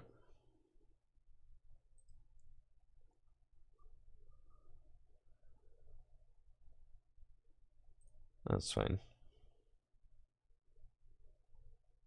Ooh, I like that.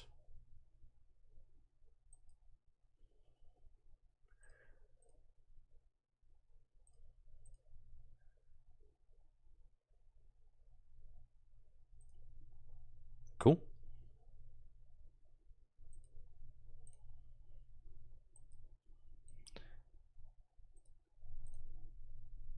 Yo, thank you, Trey, for that sub and the 56 months. Appreciate you, Trey. Thank you.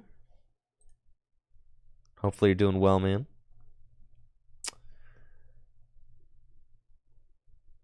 Okay. That's fine.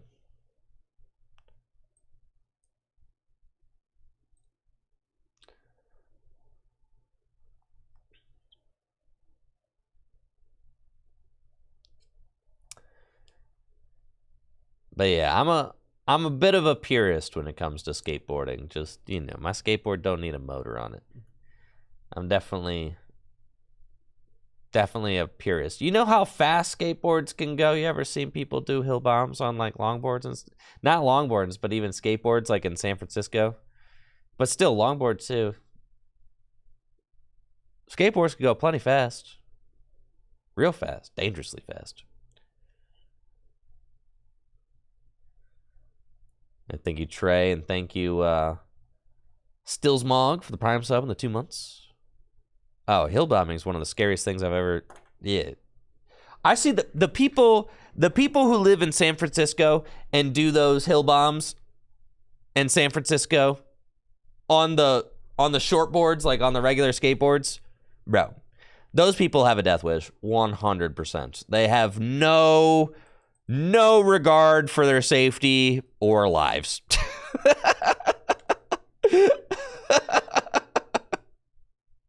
They've got absolutely no regard.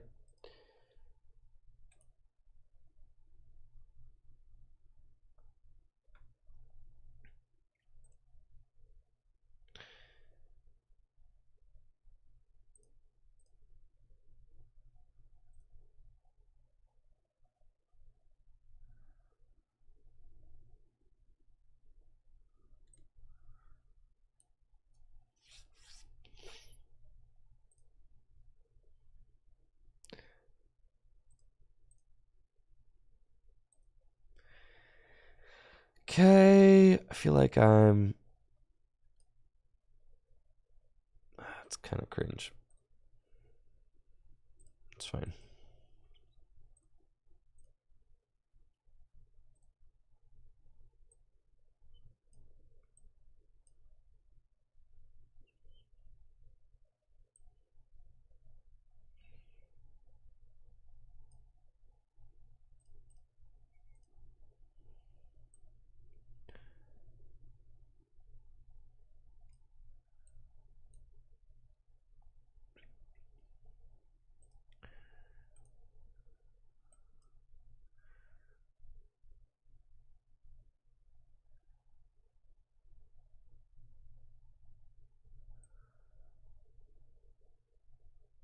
Okay.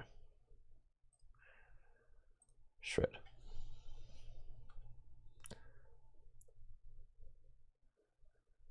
But yeah, that stuff is so gnarly. And watch it. And then, like, these guys who do the hill bombing in San Francisco are already completely nuts, right? And then you see, like, the other week I saw these guys doing hill bombs in the rain. What's wrong with you? What's wrong with you, bro? What are you doing? In the rain? Absolutely not.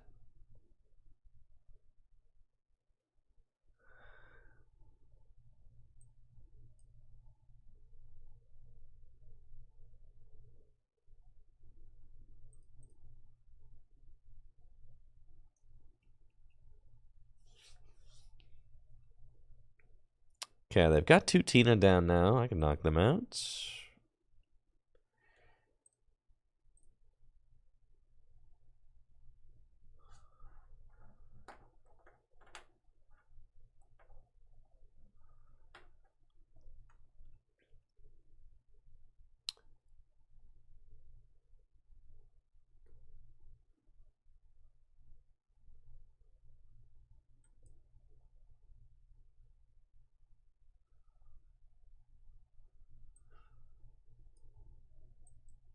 You're done.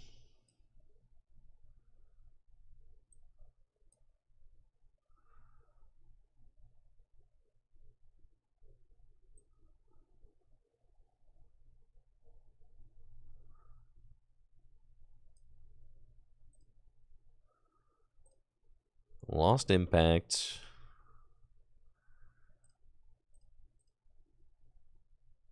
Get rid of those. Okay, gotta be careful. Take our 2. There's Cram, a lamb. And then they'll probably come up with their Giratina and knock me out. And then I need to find a Giratina V-Star so I can... I'm at 9. Oh, I'm at 9, bro. I want to be at 10, dog. I should have given up the Sableye instead of the Comfy that one turn that I promoted a guy. That's on me.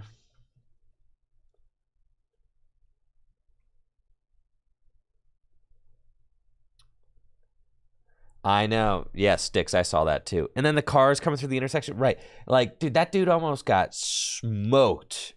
Like, I know the exact clip you're talking about. That was, oh my gosh, those people, those guys are gnarly.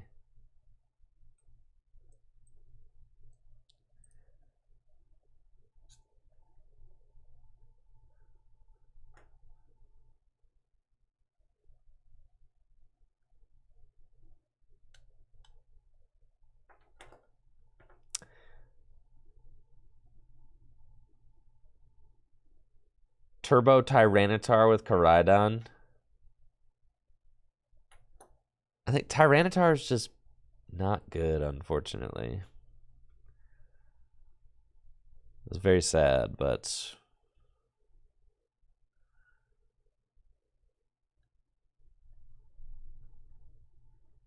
Tyranitar just doesn't do enough. If you're setting up a stage 2, you might as well be doing Charizard. Charizard's just better.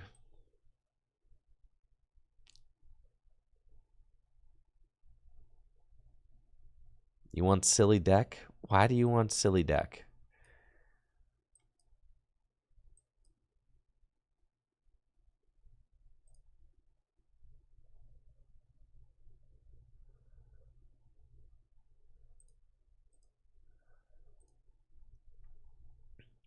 Huh.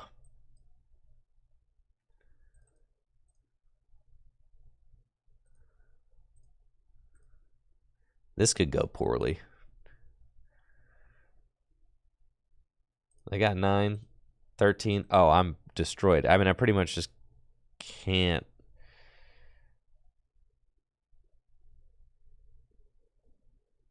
Well.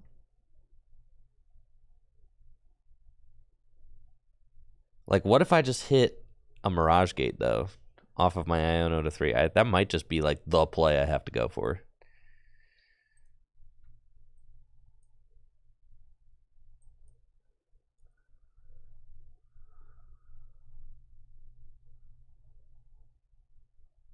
We were close. Not hit what we needed.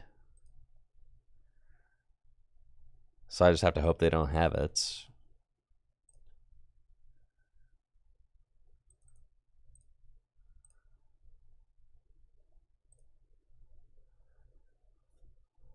If we attach the active, we could... I know. Yeah, I should have just gone for that. Yep. See, but they don't have it. GG's. See? Easy as that, bro. Ye of little faith.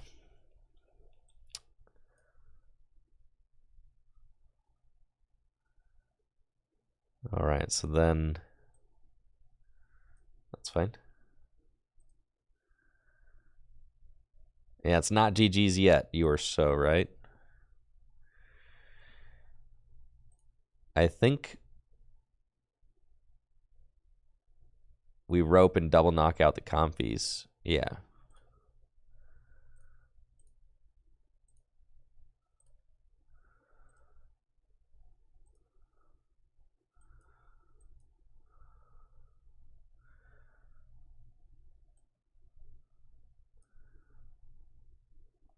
Yeah, we still go Greninja here because we don't want to have the we don't want to have the 2 prizer in the active, right?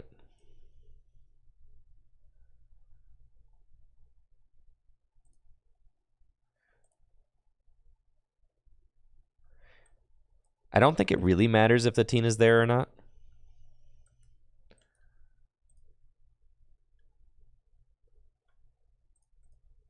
Right?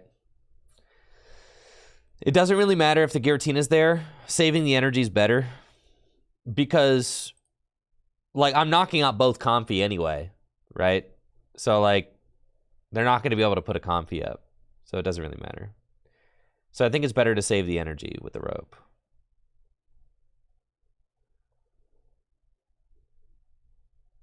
That one was close.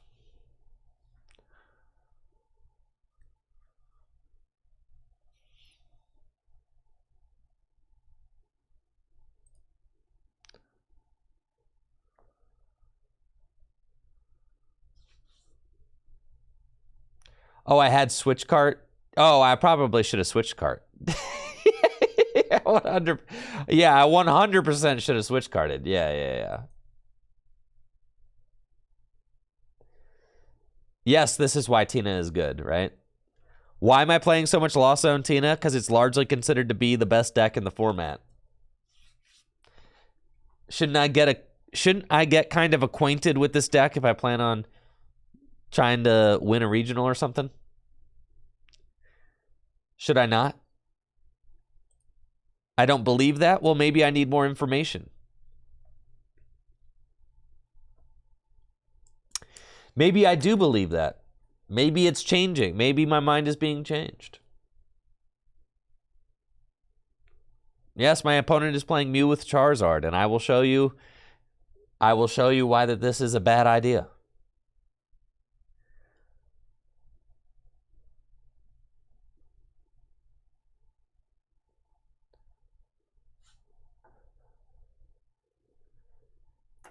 In the lead up to Worlds, I tested profusely with Miraidon and Gardevoir. Why did I do that? Why was I playing so much Gardevoir before Worlds? Right? Because I needed another deck to feel comfortable with. Like, you need to, you know what I mean? Like, I already was very comfortable with Miraidon, but I wanted a backup play that I also felt very confident with. You got to have a plan B. And it's like right now, I admittedly, could use a little more practice with Lostina. And also, by getting behind the wheel of Lostina, you will understand more about how it can lose. Right?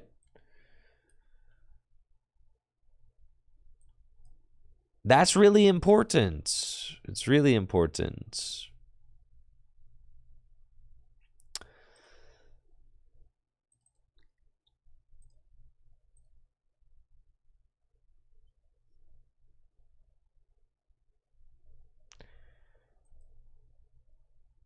This hand is nuts, by the way. Yes, it is. This hand is completely insane.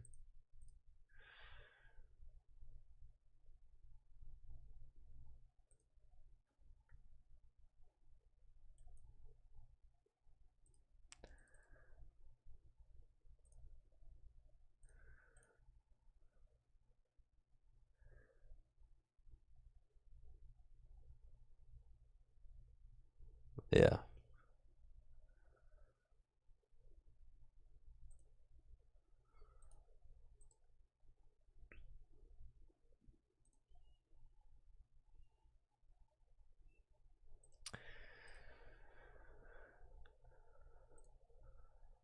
Did I just let one rod go?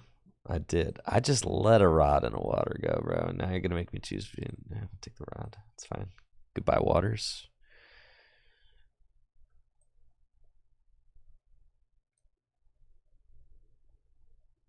Oh, good stuff, Matter Splatter. I'm glad you're digging the GLC content. Thanks for being here. Yoy, dude.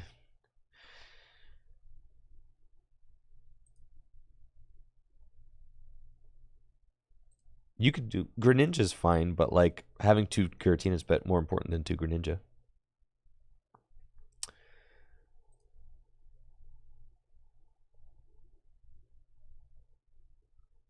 I'm definitely like in a position where I could get the turn 2 gate.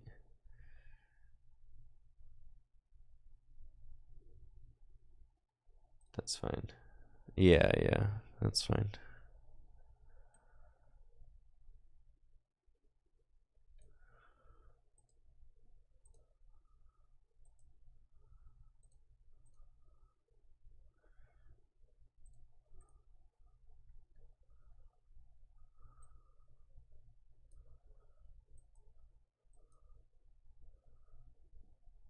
Okay.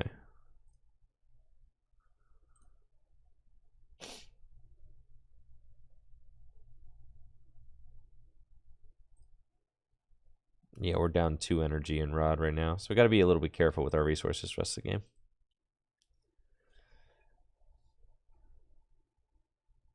Hitting the Mew there is really good. It gives us an easy KO with... Oh, that's kind of interesting. You can use a stadium to go get your forest, right?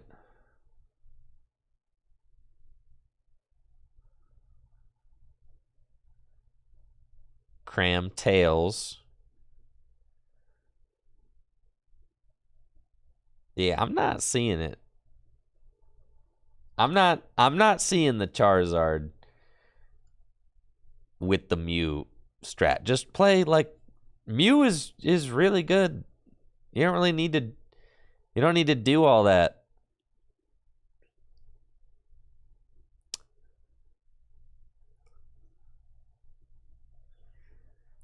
I don't know if Giratina is the best deck in format. All I said is that it's largely considered to be the best deck in format. Is it not largely considered to be the best deck in format? I did not say that I think it is. I don't know that it is.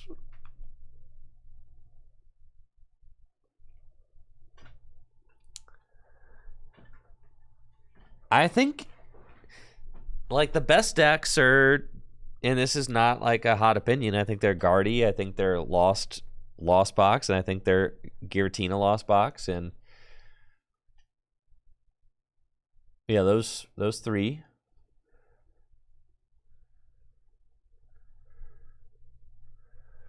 Yeah, I'm kind of a Guardy apologist. That's why Guardy was my backup play for Worlds. I just think that deck is broken, dude.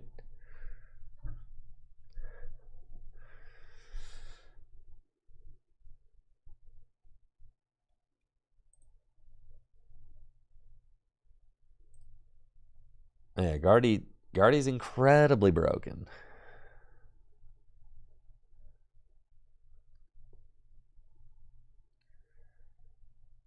All right, so they're going to gust up my Mew and knock it out. Or my Giratina and knock it out with Mew. I could just gust up Mew and finish it off with Cramorant.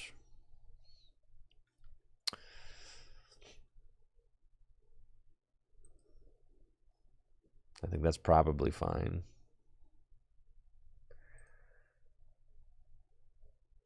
Flower selecting. Can't do that. Sorry, Greninja. It's not your day, buddy. But, yeah, I've already got rid of my waters. Yep, sorry, Greninja. Got to keep as many energy as I can get.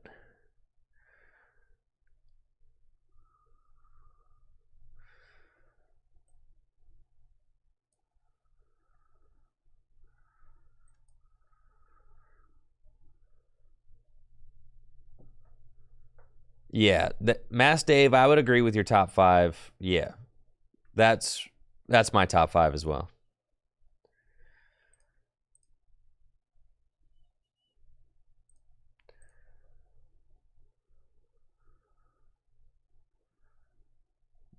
How many power tablets are you down? Just one. I mean, you could definitely just hit the knockout on my Giratina, which would be really bad. Oh, you just... For free, dog?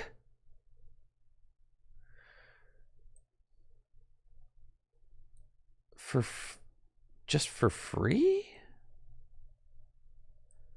You just gave it to me?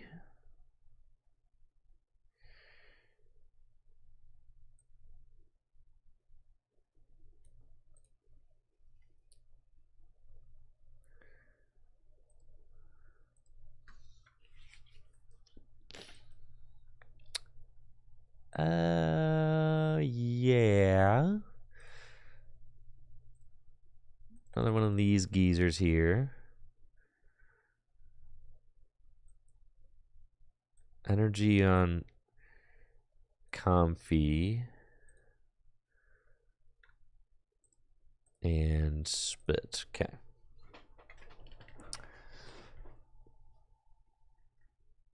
It's fine. All right, them some good cards right there.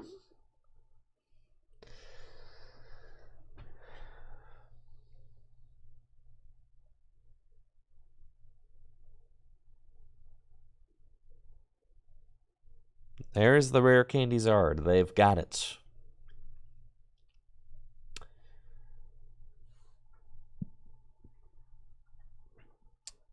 They got the sauce.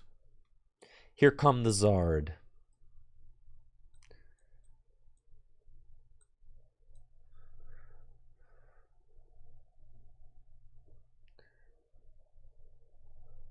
Oh, Lord, he coming.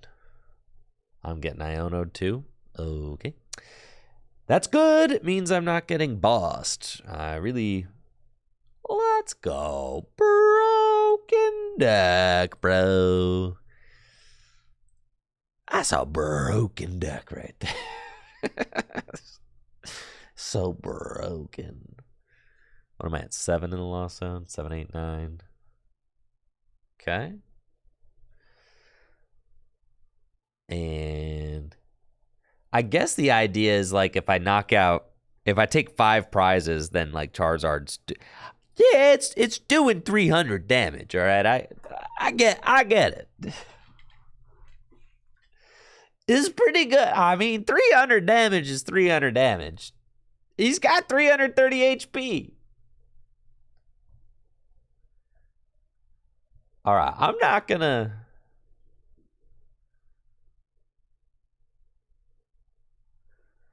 Of course, Spiritomb destroys this deck, but are you playing Spiritomb? Who here's playing Spiritomb? I'm not playing Spiritomb. Are you playing Spiritomb? I don't know anybody here playing Spiritomb. Nobody here's playing Spiritomb. If you're playing Spiritomb, you're lying. You're not playing Spiritomb. You're just saying that you are.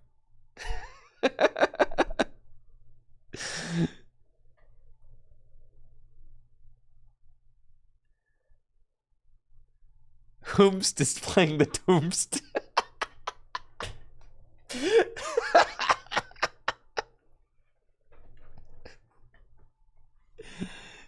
Whomst has the Doomst.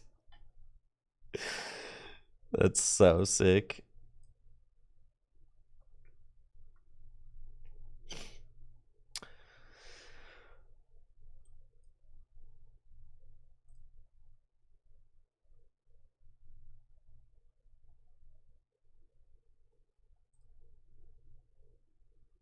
Okay. I'm going to get a guaranteed. Yeah, we'll gate. Last thing you want is to draw into all your energies there with the Colress, so you do that. And then we go here, we get the Rod, we get the Jet, we get the other path, could be pretty good.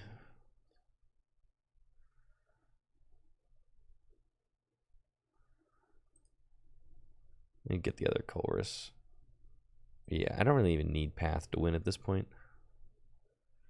No, they got a 6-card hand, and I'm like not disrupting it. I don't really care about the path. Okay.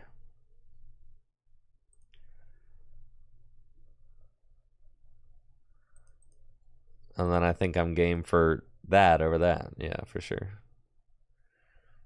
And then we retreat to get another energy into the deck with Rod.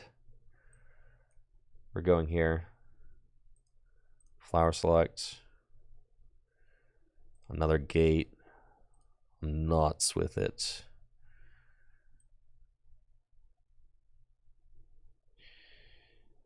Well,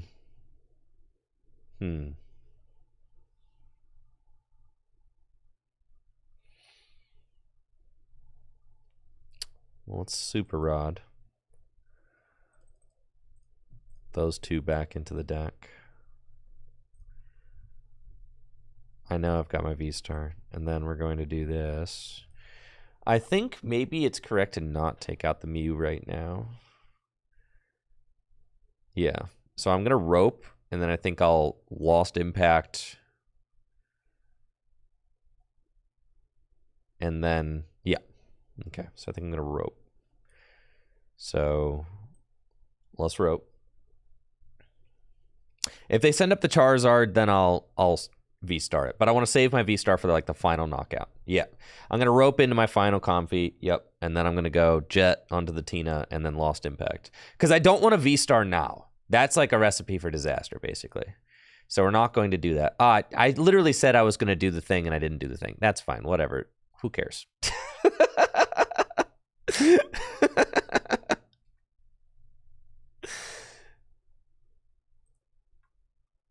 It doesn't really matter. I've already got 10 in the loss zone. Okay. I think I've got Grass left in the deck.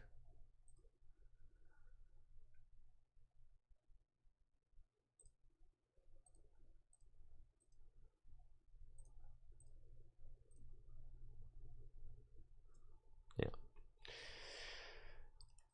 This basically leaves us and like we're just V-Star and game. Right, that's what I'm saying.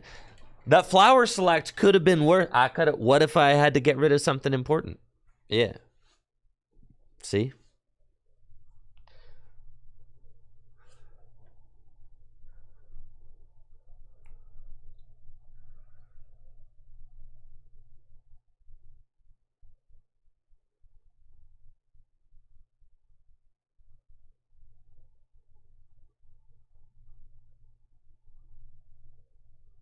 But with the Charizard in play, you're like not filling your hand to 6, which feels really bad.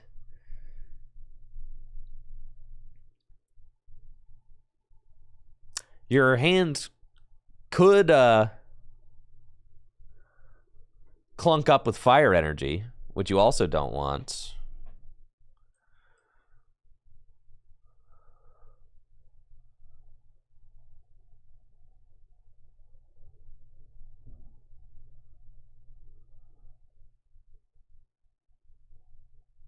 There's no way they play Cross Switcher. They got the Vitality Band. No. This list is not playing Cross Switcher. They've already got a Charizard in there, dude.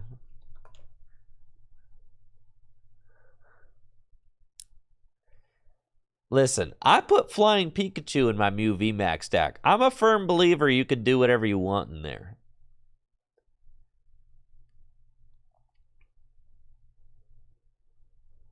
You could do whatever you want. Mew VMAX is like a sandbox. You could build whatever you want to build there. Stage 2, I thought about it. There's a Chandelure that turns off your weakness. I tested out Chandelure and Mew a little bit.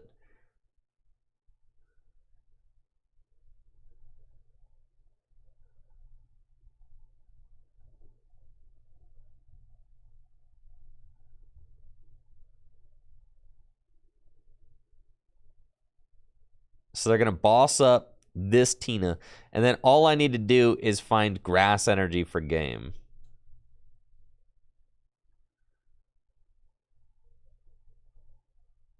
So I feel like... Yeah, I feel like I just promote Tina and Colress.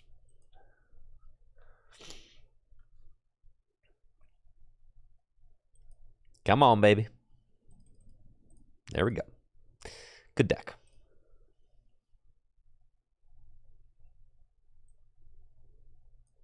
Nah, I think it's correct to promote the Tina there.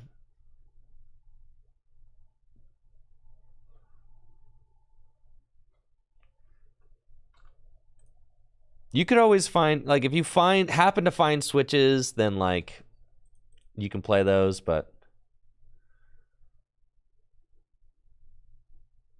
if you whiff, it's pain. Yeah, but like, all right, but then like, what if you Colress and hit grass and no switch? That's also pain.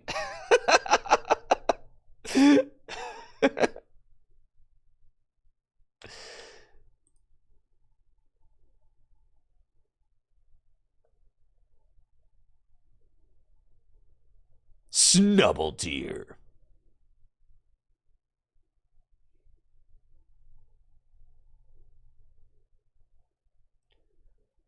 Why would you promote Comfy? You wouldn't, unless you have a switch in hand. You wouldn't.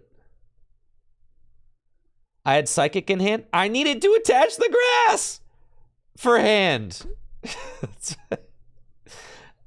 I needed to attach the grass. I couldn't afford to attach the Psychic. I needed to attach the grass. Listen, I made the right play, and it worked.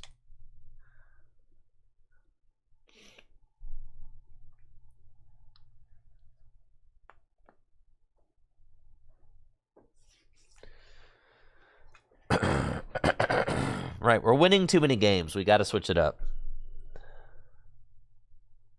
Just attach.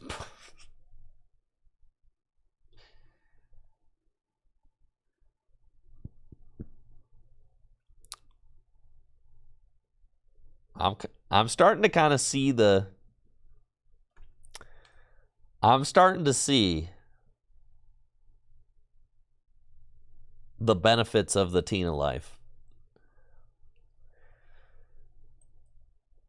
Just find your Colresses, right? Just find them. You'll find them. Just find them.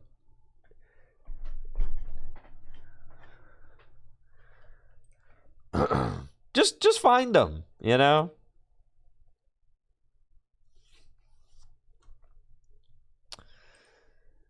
Just don't break. Just open Battle VIP Pass. Just draw hot. See? Draw like this. And you're totally fine. Just draw hot. That's all you need to just draw really hot. And just win. Don't be bad. Win. Stop thinking about losing. You don't want to lose, do you?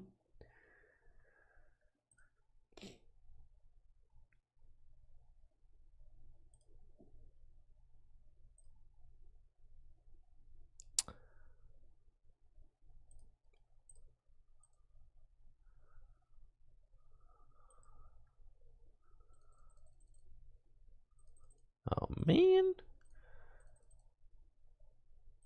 Kind of wanted Kramer in. That's fine.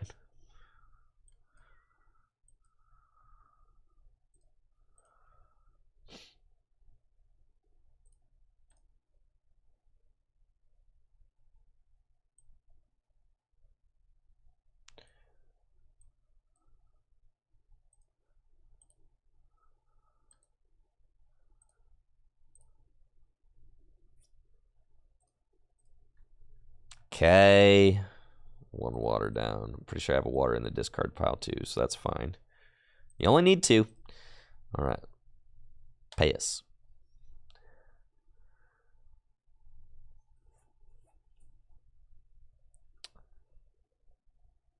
And if you're watching, this is an L? Nah, we about to get a fat dub. Now, if you're watching ads here on the channel, I do appreciate that. It helps support the content. If you don't want to watch ads, then you can fix that with one easy trick by subscribing to the gym. Let me tell you about your gym membership. It costs $5 a month or for free with Amazon Prime, baby. Jeff Bezos hooks you up with that free sub every month if you've got a Prime account. Or just $5 a month. And think about how many work days I help you through. You're hanging out at work. You're grinding. I'm grinding. We're grinding together, chat. I appreciate all the support. Thank you so much. It helps me to continue providing this content every day. And when you sub, you don't get ads. You will get ads as you have a gym membership. Thank you, Sims DMH, for that sub, and Ear of Luigi for those subs. Thank you. Appreciate it. Okay, they got the mana fee down. That's fine. They did, didn't they?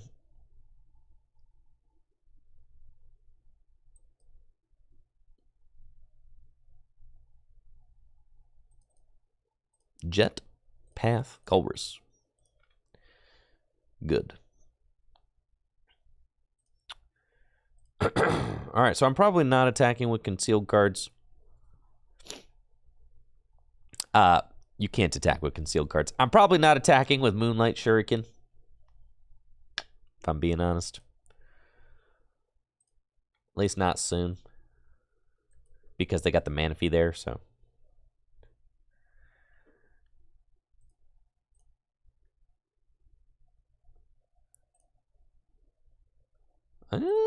Having the 2-teen is pretty. Nah,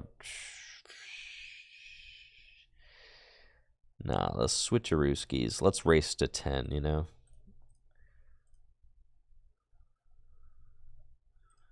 What are we at? 6? 7, 8. We can get to 8 this turn.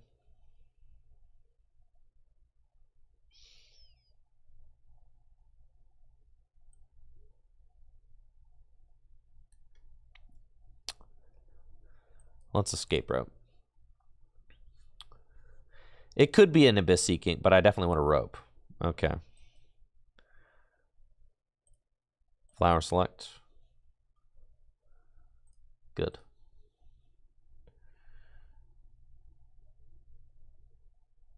It could definitely be it could be an Abyss Seeking, or it could be Shred Knockout Path. Thank you, Jonesy, for that Prime sub in the 15 months, which is also what I'm thinking. That's what I'm thinking about. Losing the Tina would be tough, but I'm thinking it's probably Shred.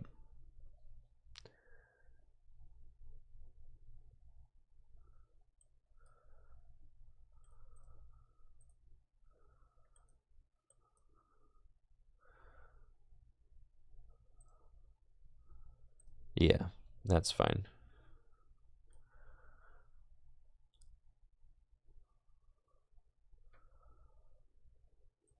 Let's just do Path Shred. That's kind of what I'm thinking. Yeah, Shred Path, and I'm leaving the bench spot open because I want to be able to go Sableye. No, no, no. You want to be able to go Sableye. Don't lock myself out. Why would I lock myself out? I don't want to bench lock myself. You want the Sableye can wreak havoc on this board next turn. The only reason I'm attacking with Shred is because I prized my I prized the Cramorants.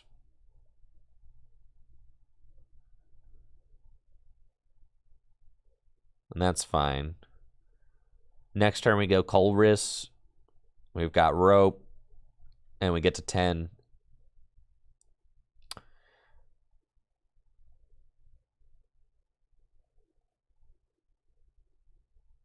I'm not like totally on board with the Snorlax.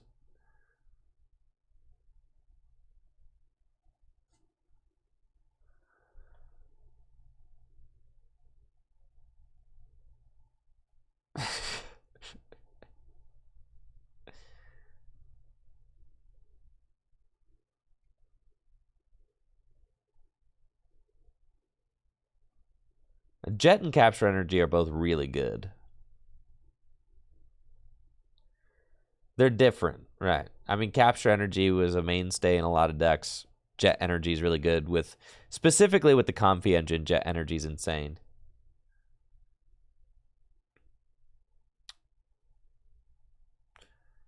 But Jet Energy is much better in the context of Lost Zone decks.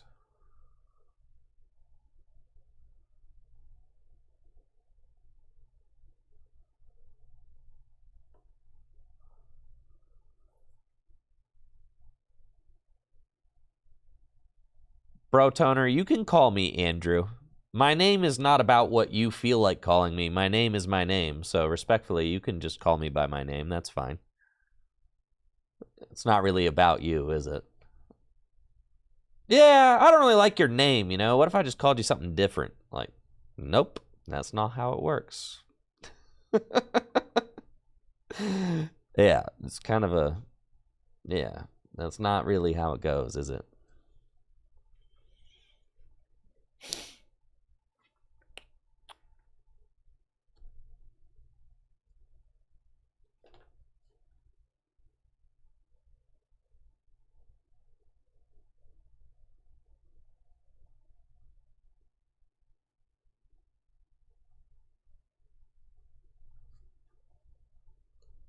There's the Cresselia. All right, and you were bodied. It's game time, gamers.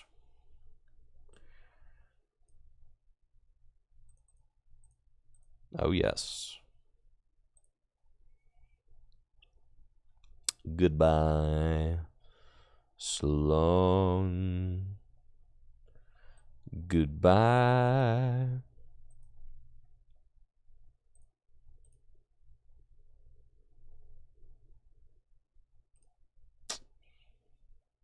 I probably don't need the third rod, all right?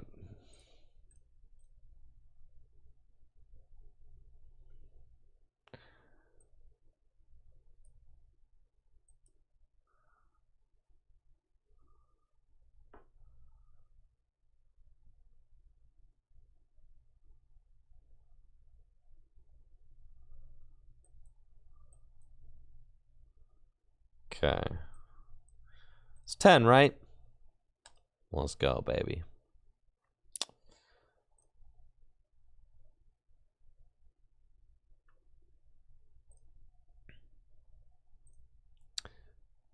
I don't feel like I have to play that yet. If I get that Iono'd, will I wish that I had played it?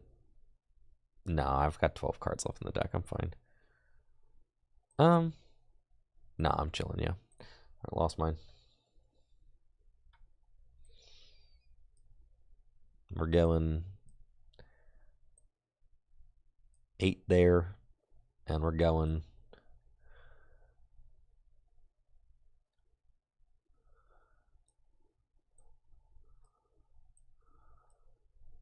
Four there.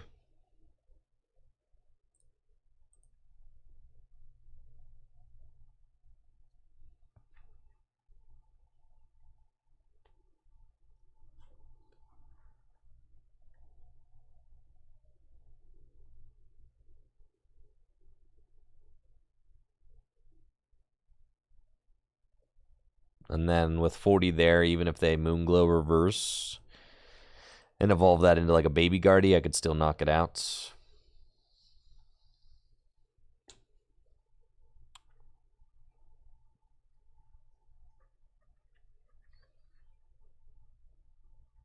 We definitely wanted to knock out a Curlia, just limit the draw support. At this point, like, going for the mana feed doesn't really matter.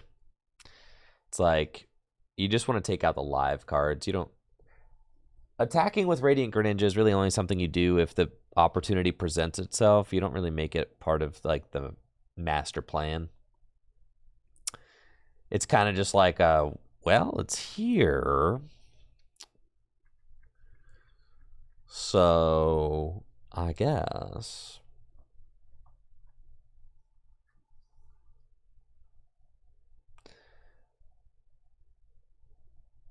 Yeah, I have not used the Snorlax.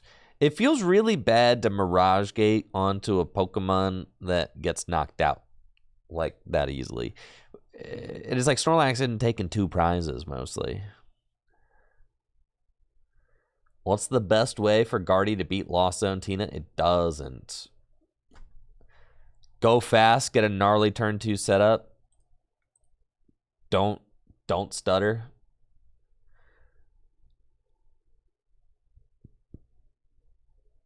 The best thing Guardy can do is like just get the turn 2 Cresselia.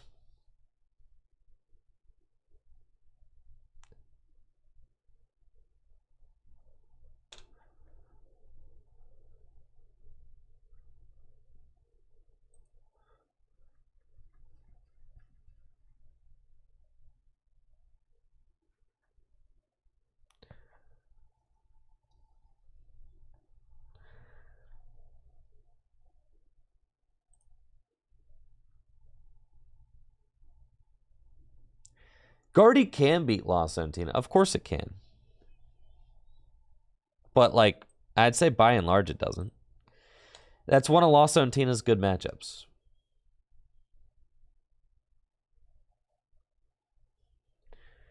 But, like, the turn 2 Cresselia is definitely the scariest thing you can do. In my mind. This deck stinks! What's going on here? Got a Snorlax in play.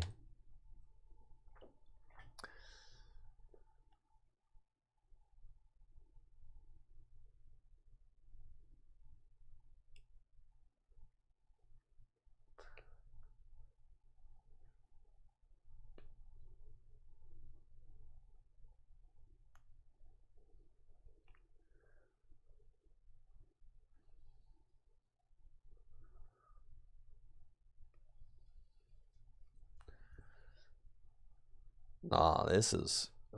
they don't have... Dang it, they've got it. Come on, man. Come on, no. Now my deck's got all these stinky Battle VIP passes in it that do nothing. Do nothing Battle VIP pass. Why do people put themselves through this?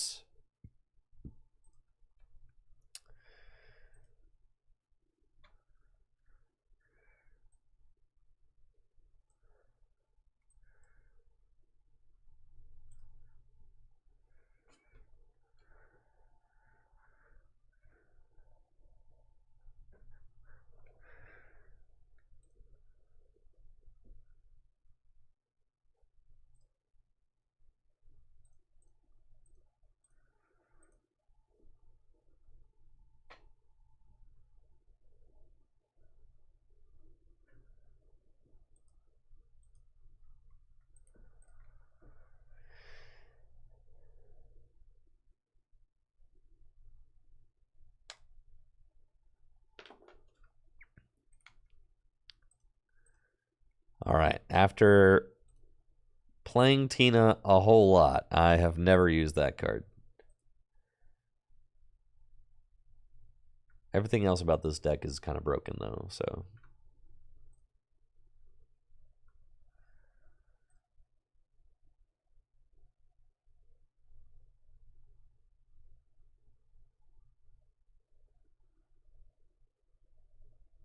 Spiritomb?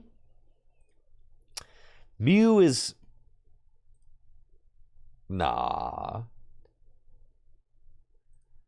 Mew stinks, bro.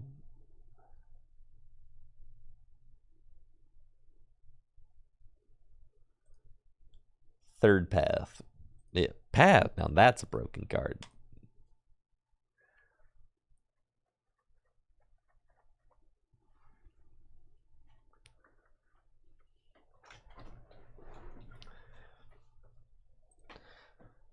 The more Path, the better, I say.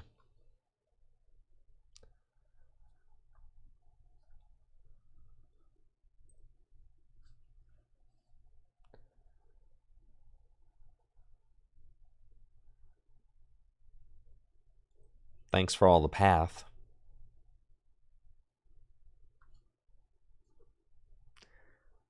Love that.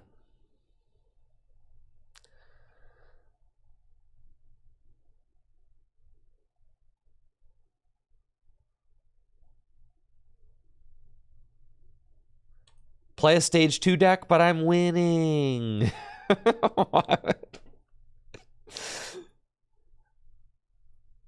But I'm winning.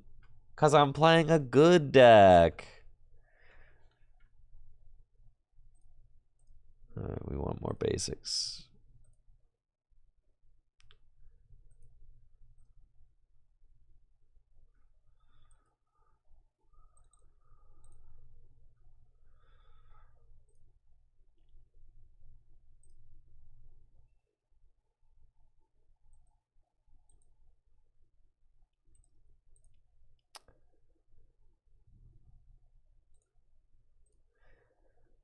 You betcha.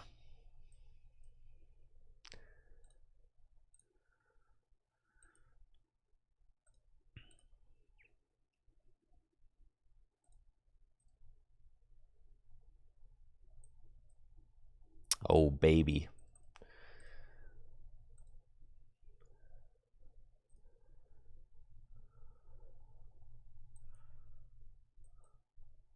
Slam it.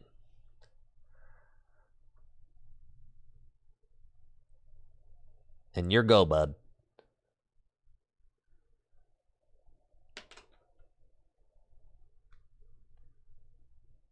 Well, it's part of what makes Miraidon so good is that it slams Path turn 1.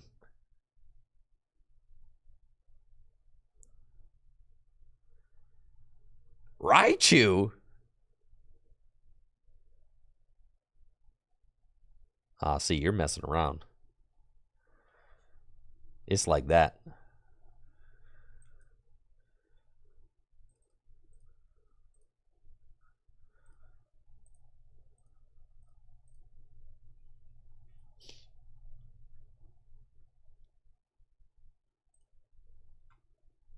Four cards down.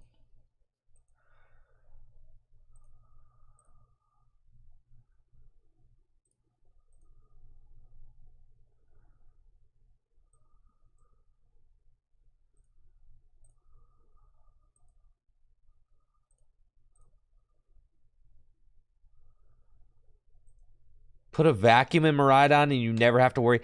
Chaos, you know better than that, okay? I should have kept the...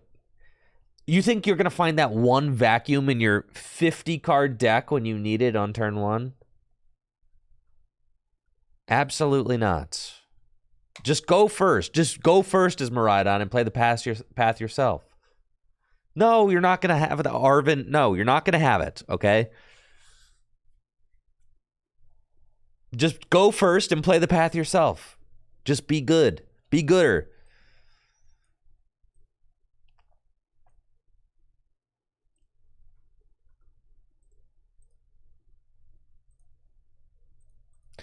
I want to check the loss zone. Hate you.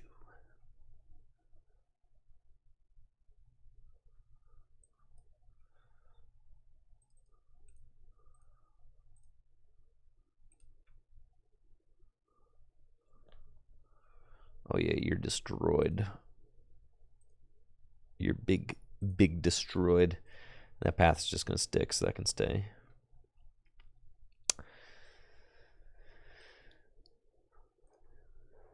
Got a lot of energy in the hand, but that's fine. We'll rod.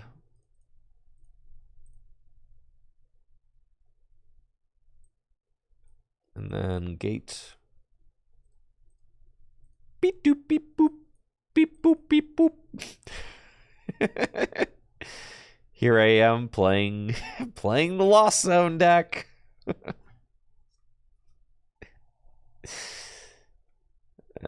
Fascinating. And we're gonna jet. We've got too many energy, and that's fine. We'll do this.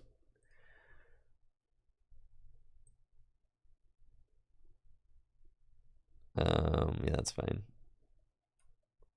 So I can keep the grass psychic. That's why I'm doing that. Okay. And then we're gonna flower selecting. Beep boop beep boop. Drawing perfect. Ain't nothing wrong with drawing flawlessly, chat.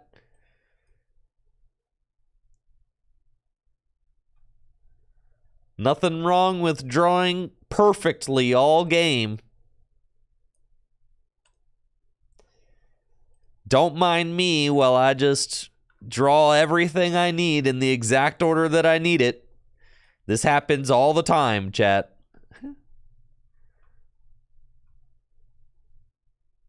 Yep, this lost Tina every single game, baby.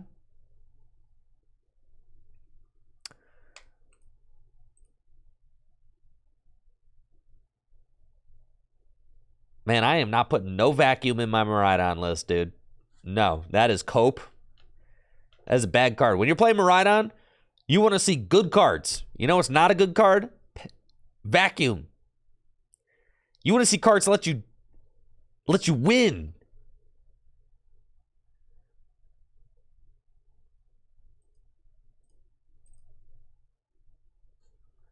Play good cards, not bad cards. Listen, Tina don't play no vacuum.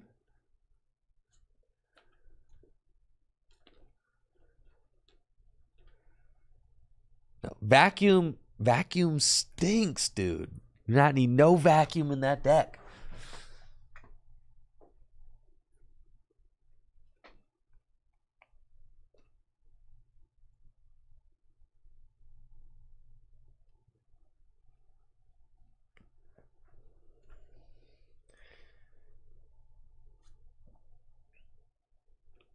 One of vacuum? You're not going to see the one of vacuum when you want it.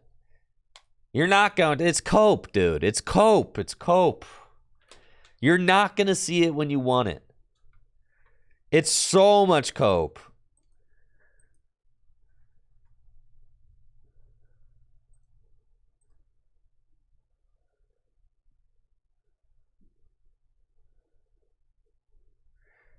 Yeah, you're not going to see the one Arvin when you want it either. And then if you do open Arvin turn 1, you're not going to want to use the Arvin to go get the vacuum. Just scoop go first.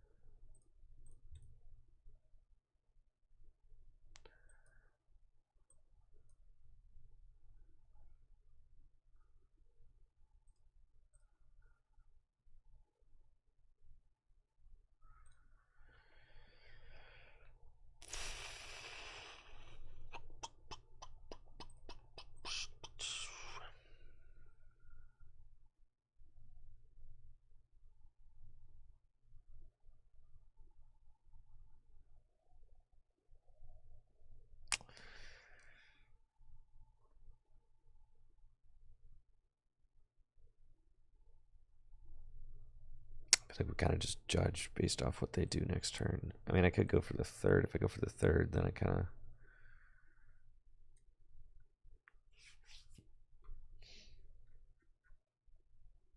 Tough.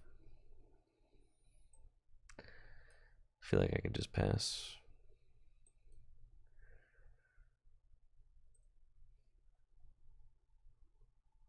Pass there.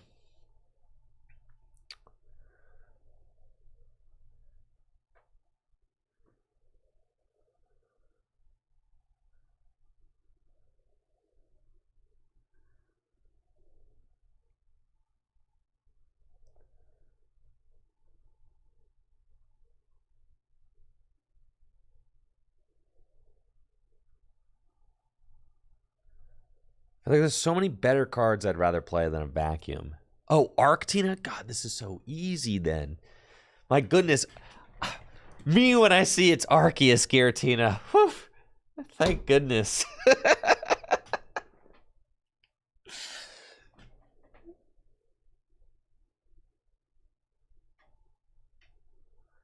See, I wanted to get a little bit more information before I benched out, right?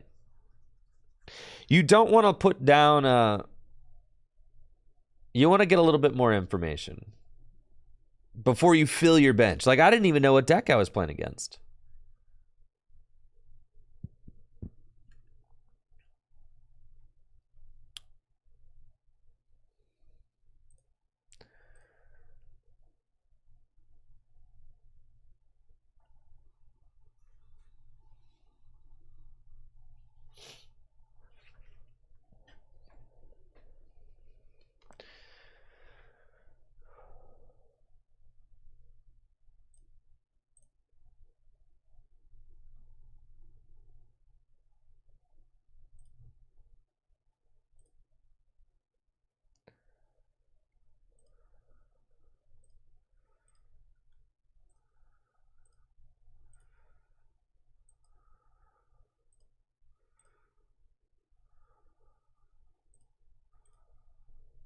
Thank you, Player One, for the sub and the 44 months.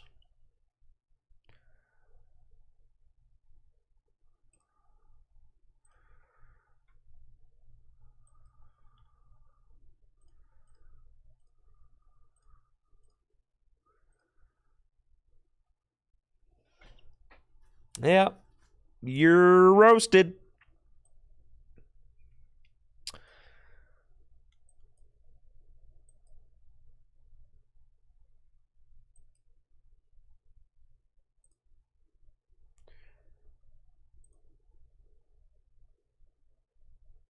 With the jet, dog! With the jet! You're destroyed! This deck is broken! Holy smokes, dude!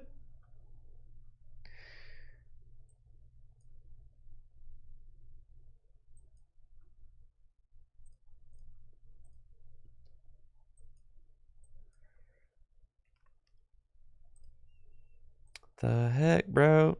No wonder people like this deck.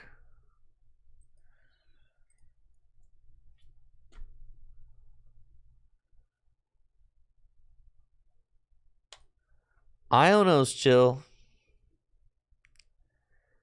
It's fine.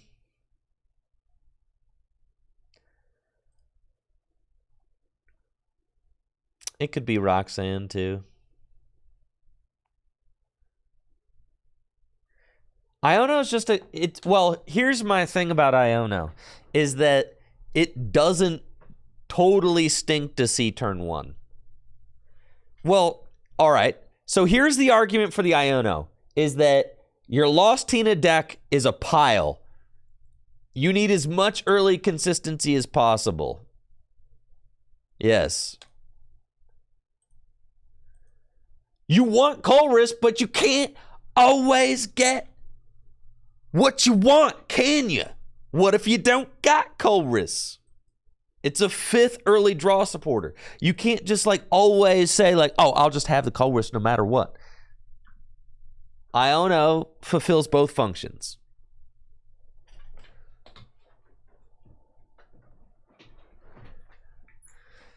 It's not true. That's not true that if you don't hit Colress early, you're losing, because this is a good comeback deck. This is one of the best comeback decks in the formats.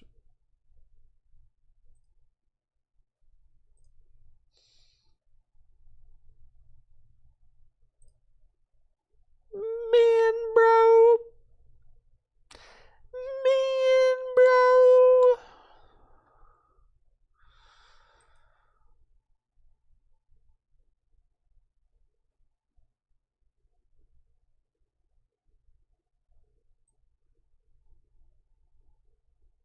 Bop.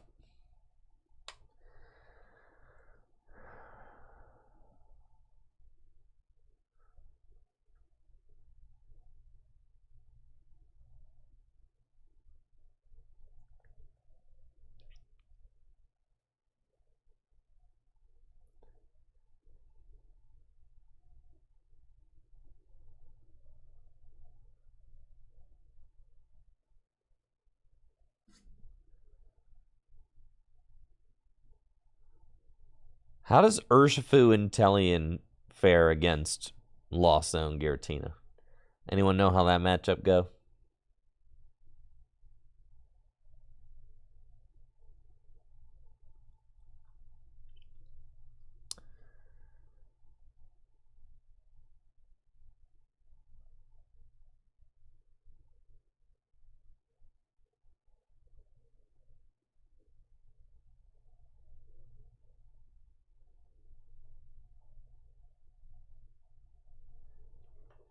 Case in point. Case in point. Let's go, baby. You're so mad right now, but there she is. Don't say I told you so, but I did.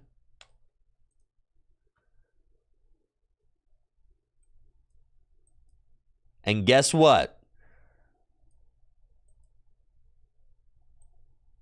We're going to Iono Town.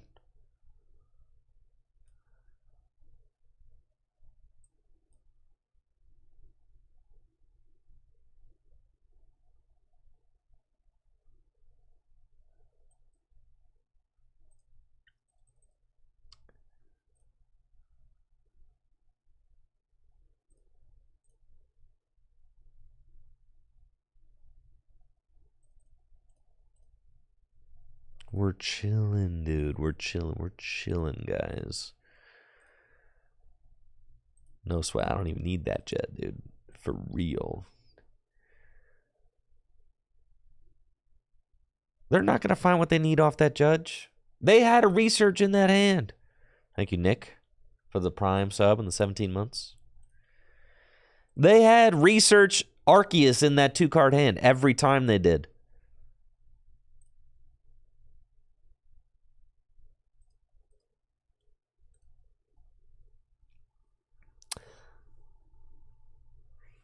They were looking at Arceus research top deck double turbo every single time.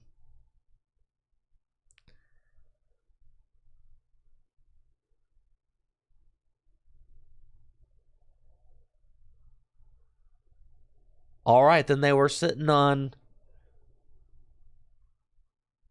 Iono.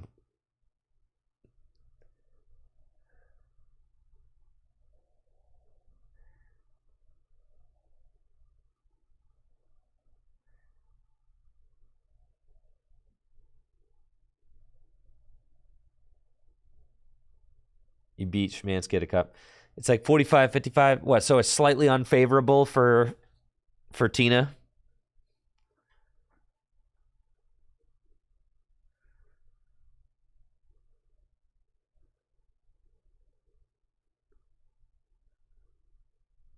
Huh.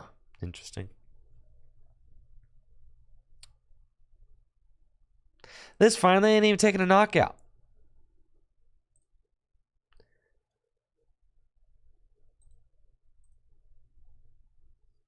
Huge chilling.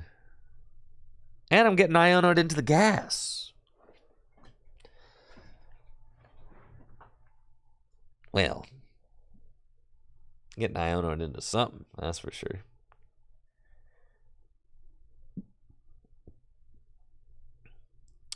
It's cool. I guess I'll mess around in Abyss Seeking again. I lost on that, Tina, didn't I? That's fine.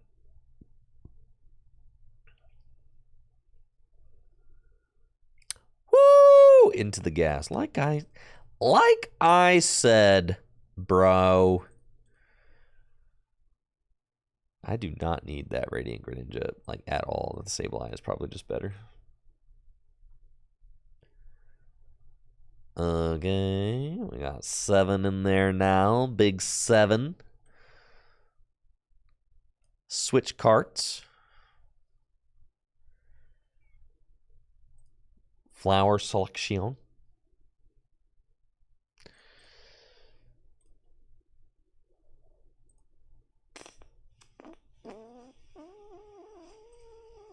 Going to 8.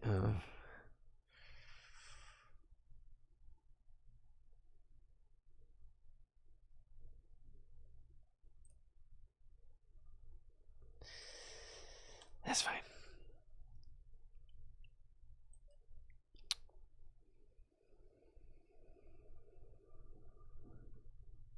I feel like they never prize one of their Urshifu. I feel like they get 2-2 every game.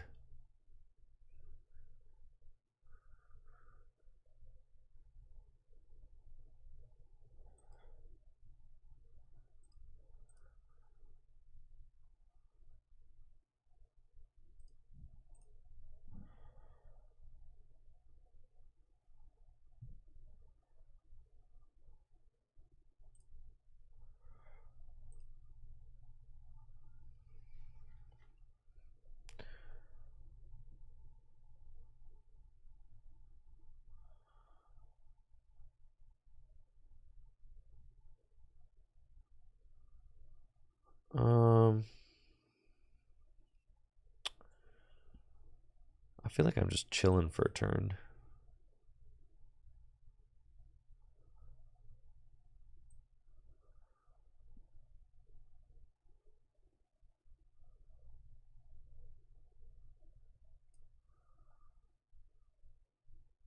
Yeah. So I don't really care to knock out this hard. Like, okay, so say I play the Mirage Gate and go out with Tina, then yeah, I kind of want to target down their Tina. There's also not a guarantee that they have a switch.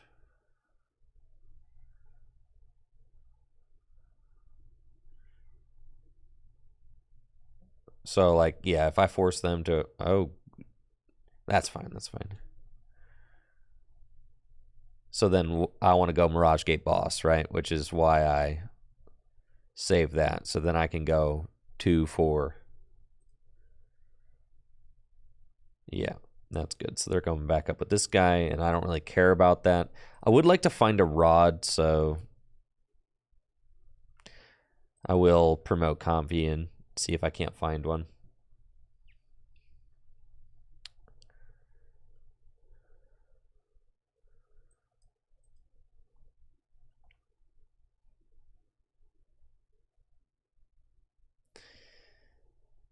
Let's go Mirage Gates.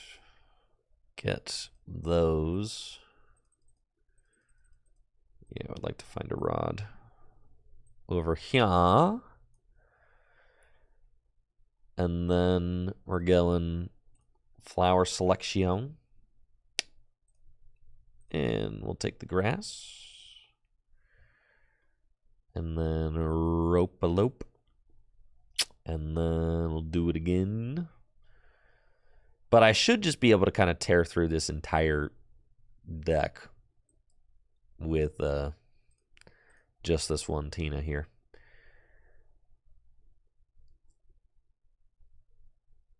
Oh yeah, that's sick.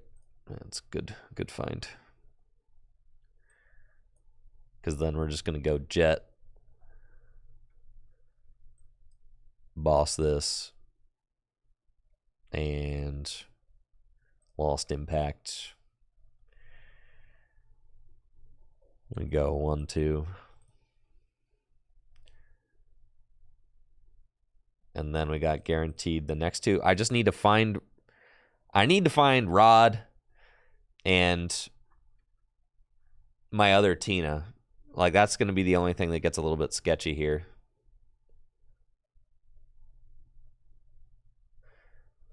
Which I made the decision to Lost Zone the third Tina. I would have liked to have it, but it's fine. I figured I would hit a Rod. We play 3.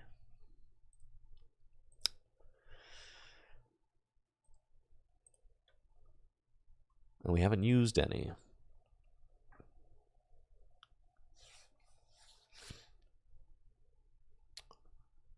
I just got 180, nothing else. Cool. It's a free turn for me to Colress and set up. So we just do that. Rod, Jet, Mirage Gate.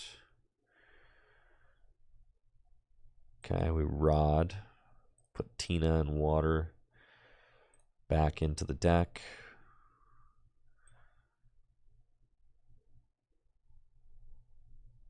Jet into, hopefully, Tina.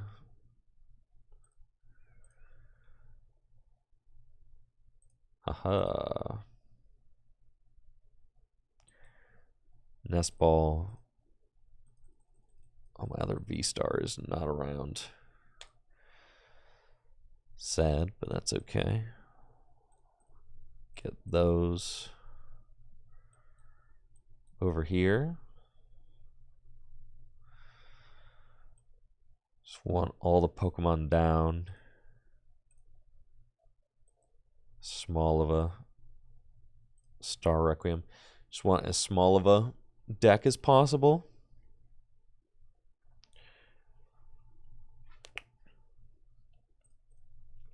Want to find our V-Star here. Well, it's fine. We got another Rod, but it does make my life a little bit more complicated if they disrupt the hand. This hand stinks, though, to be fair. It's really... With the benching of the Squovit, they've actually just given me a win condition without knocking out this Arceus, so that's kind of a interesting maneuver on their part. I can just go Sableye, and if they can't knock out this Tina, then I just win. But they're digging, so it's like it makes sense. They need to dig for something they obviously couldn't draw, so like they have to put it down. But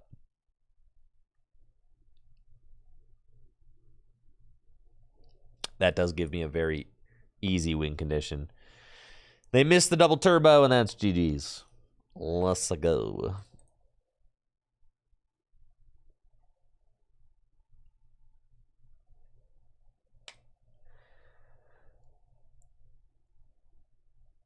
This deck kind of cooks. It's messed up.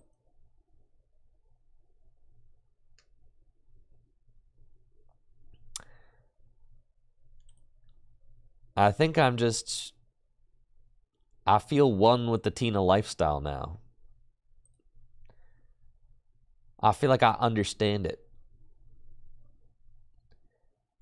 Just simply do not open hands like this. Do not do this. All right? All you need to do is top deck Colress here, and you're fine. If you literally just top deck exactly Colress or Battle VIP Pass, you're so chilling.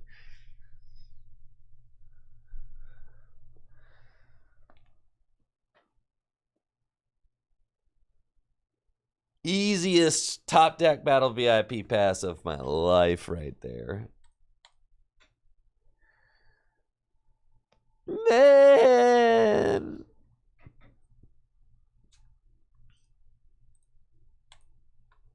I quit. Man. Yeah, I guess it do be like that, don't it?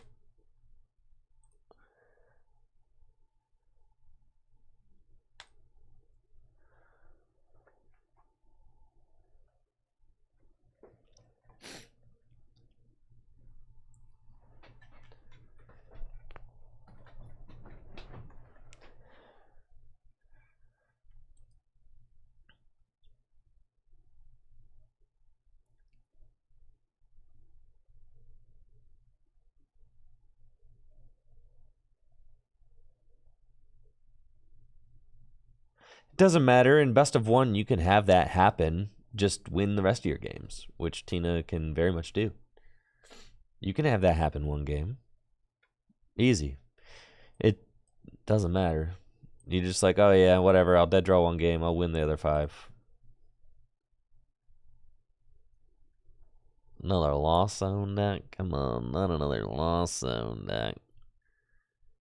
Not another Lost Zone deck. Come on. Looks like I'm playing a Lost Giratina Mirror. And my opponent doesn't have the most explosive setup. I, on the other hand, have a very explosive setup. My hand is cracked, baby. I should have. Well, it's fine. I could have call wrist first.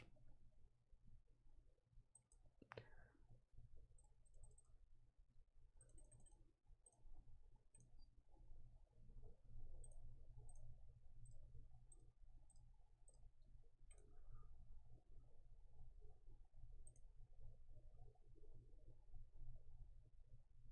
fine.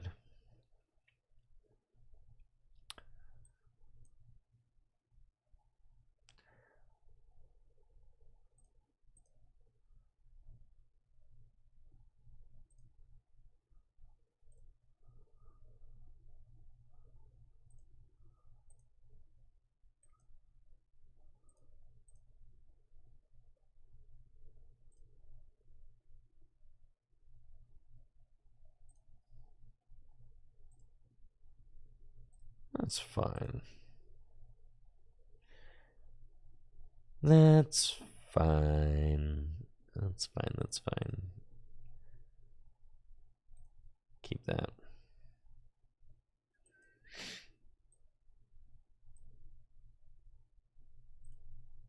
Yeah, I think that game I slammed down the VIP pass without really looking, but I definitely should have call wrist first because I wanted two comfy and a Cramorant, and then I got the 2 comfy, and then of course I call wrist into another comfy. Whereas if I had actually just played the call wrist first, I would have seen the comfy, and then I would have gotten Cramorant comfy off of yeah. So that was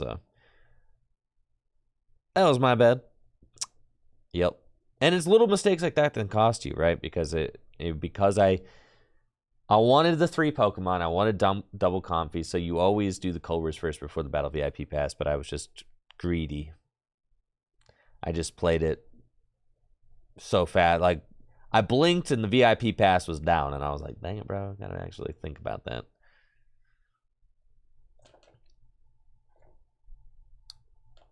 I actually had one game at Worlds where I was playing against Eric Smith. I should never let anybody know this because I almost threw. This could have just lived between me and Eric, and even Eric didn't know. But I'll tell you guys just because I can learn from my mistakes, okay? Don't be like me. So we're going into game 3, Eric Smith and I. And I open Raikou V and Mareep, right? 4 Sealstone and Bravery Charm in my hand, right? And I'm going first, game 3, against Arctina. And I have a path in my hand too, right? And Eric opens Spiritomb, so he can't use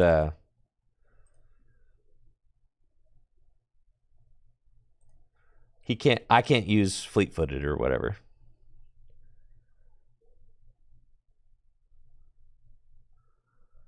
Man, this stinks.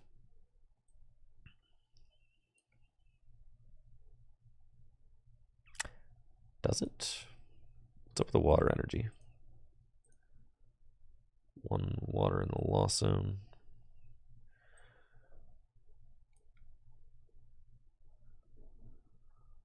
I just don't have the cards to do Greninja right now.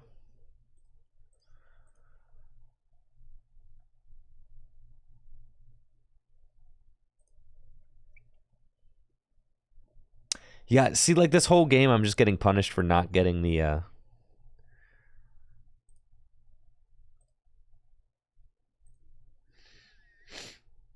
for not getting that. I'm going to get punished this entire game for not getting the cram route.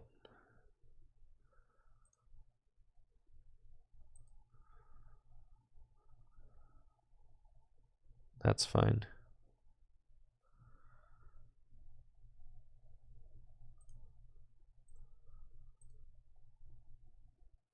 Okay. I think I just pass. Yeah, that stinks, though.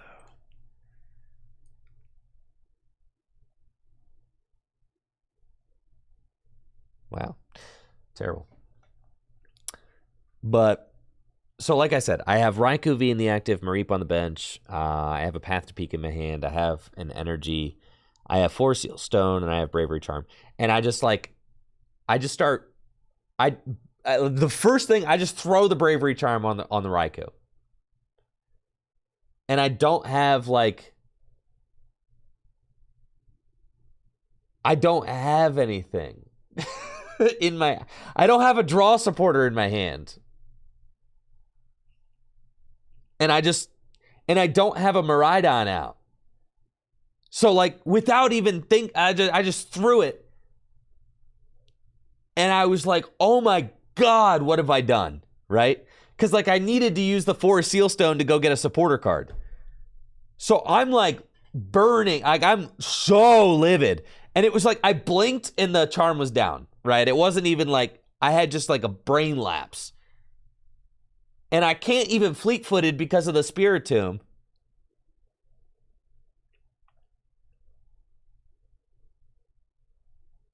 So I attached to Raikou and just have to pass.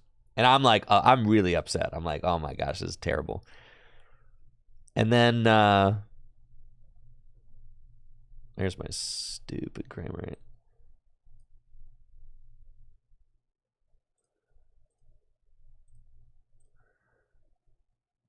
And then the next turn, I top deck Raikou V. There you go.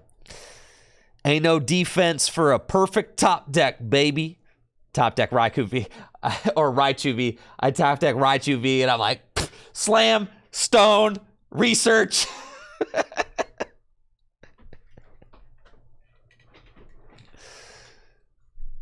Yeah. Thankfully, Eric kind of dead drew that game, so we were chilling.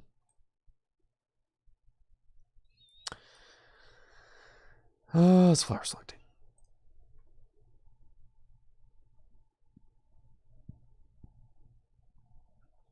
I think it's boss.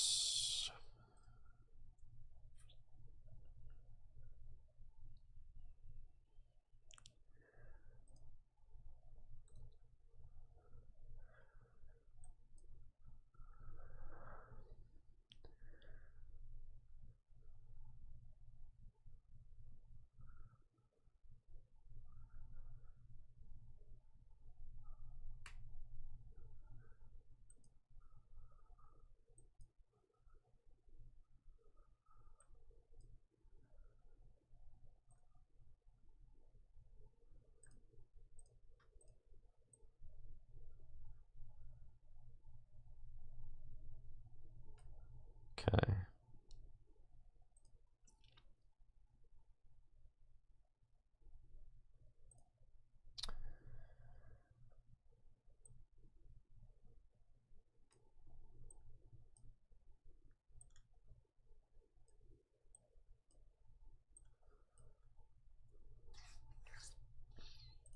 Take our prize. There's my other water, so I can attack with Greninja now.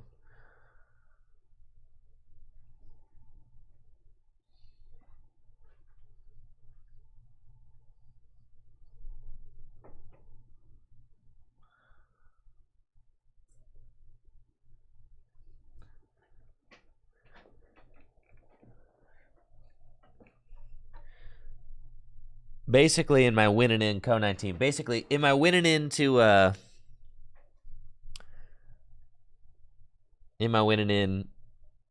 was my first, so I had to win 2 and in. So, like, in game 3, I opened Raikou and a Mareep and I have 4 Seal Stone and Charm in my hand, and I need to put the 4 Seal Stone onto Raikou so that I can draw, because I don't have a draw supporter in my hand. But before I even, like, I'm just going through the motions and kind of like think to myself that I have a Miraidon EX in play, but I don't have a Miraidon EX in play, and I just slam the Charm on the Raikou, and as soon as my hand leaves the card, I'm like, I am a fool, right? Like, I messed this up completely.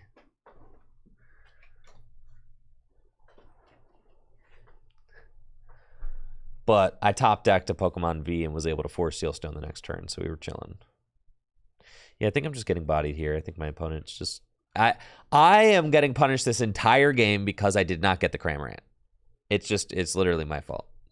I did not get the Cramorant. I needed to get the Cramorant. That's on me.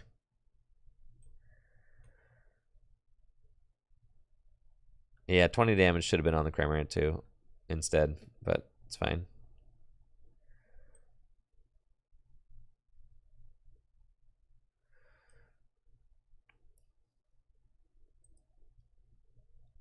Yeah, it's not happening, huh?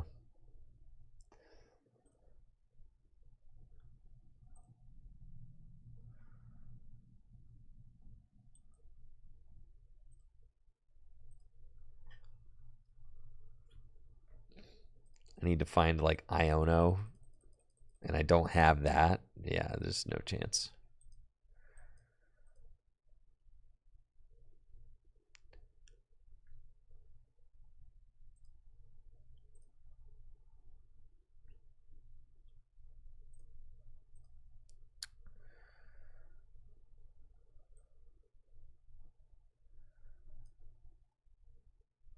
They still have their V-Star. That's not good.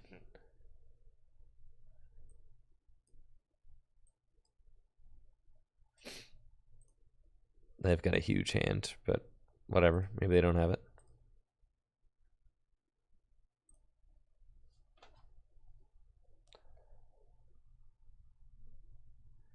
No, this whole game boils down to me making that misplay turn 1.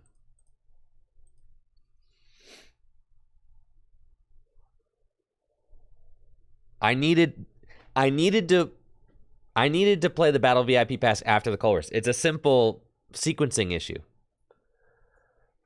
And I just wasn't thinking, which led me to tell my story about how I wasn't thinking about the sequencing, and it's just like I just lapsed. And usually I'm good about paying very close attention and not making those kinds of little mistakes. Like, I can point to the entire World Championship run.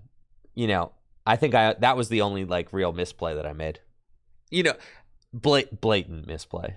I'm sure there could have been other little optimizations that maybe I didn't do, but like that was the only blatant misplay. You know, I was playing pretty tight. I was really proud of how I was playing the rest of the event, for sure. This is exactly why I told my opponent I do not like to talk and I like to focus. Yes, because it's like, because it takes a lot of focus throughout the entire day to perform well. Like, you have to like,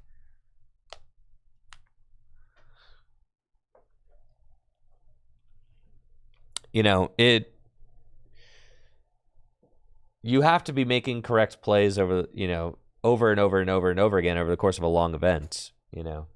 Obviously, it's the not good plays that stick with you because you're like, that was stupid. You know, I make lots of good plays, but that was a terrible play. Oh, heck yeah, dude. They don't have it. Let's go, dude.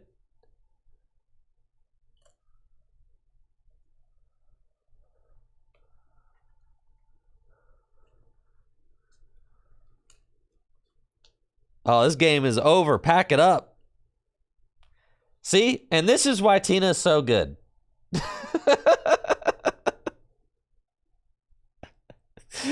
Because I did not deserve to win this game, dude.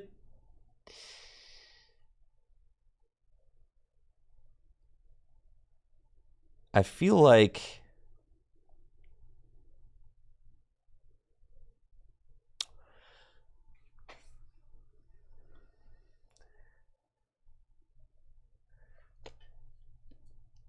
What if they play...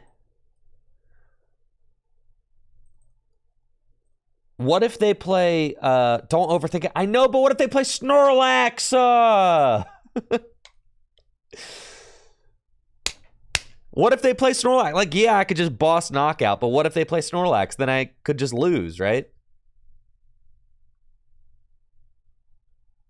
So now I have to ask myself if they play Snorlax. If they play Snorlax, then it is better to Iono here.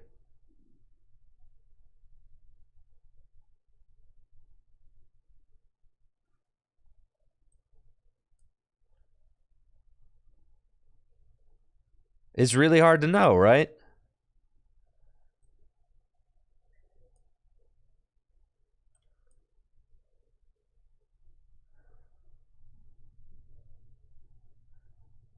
It's like, you don't know. They could, and I got the boss anyway. They could play...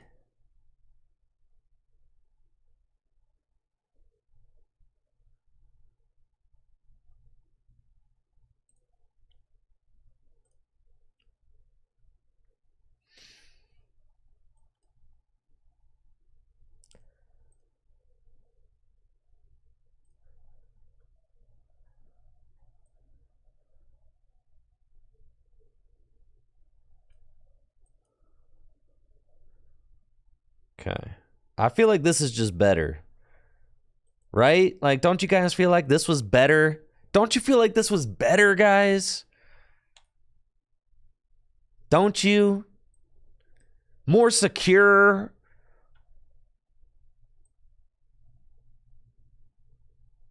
Wasn't this just better?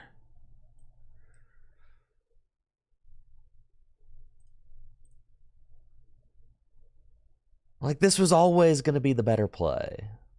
I had boss in my deck, and I knew that. I had 2 boss in the deck, I think. Yeah, I had 2 boss in my deck. Well, I had 2 boss in my deck, and I was going to Iono and flower selecting, right?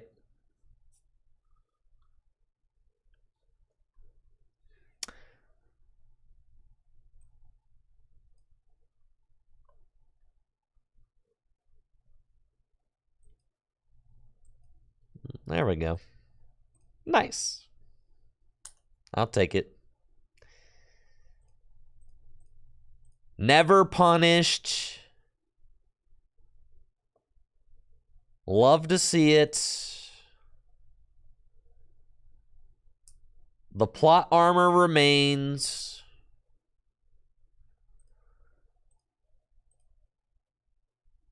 Yeah, Star Requiem is not a ability, so yes, it works. People get that confused a lot. They assume that all V-Star powers are abilities. They are not. They are not. They are not. They are not. That is like a very common misconception. I see it in my YouTube comments all the time. How did you use Star Requiem with Path Out? All the time. All the time. Almost as much as I used to see during the Sun and Moon era. It used to be, why didn't you use Tapu Lele to energy drive one-hit KO Buzzwole GX for weakness? Because energy drive doesn't hit for weakness. But that used to be like a really big one. This deck stinks, dude. This deck really stinks. Or like, why didn't you energy drive their Lele with your Lele for knockout? Like, because it doesn't hit for weakness, dog.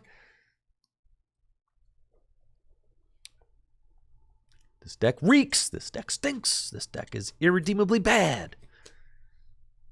Thank you, Lago. Chocobo for the Prime sub in the 28 months.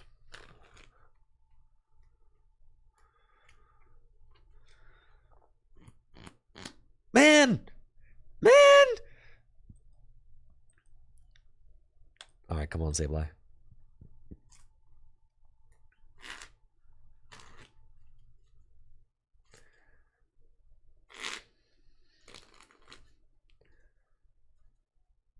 Zapdos doesn't hit for weakness.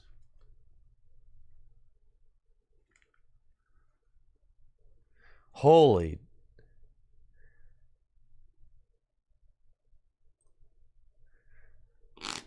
They need some bench.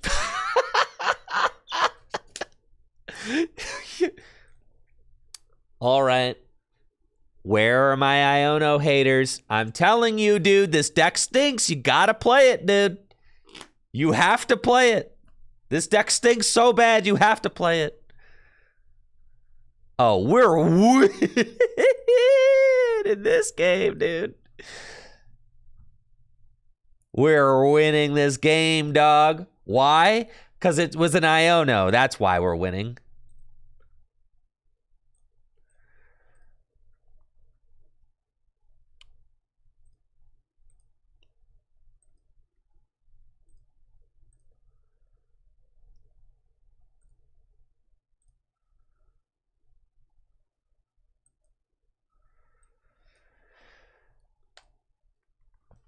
There we go.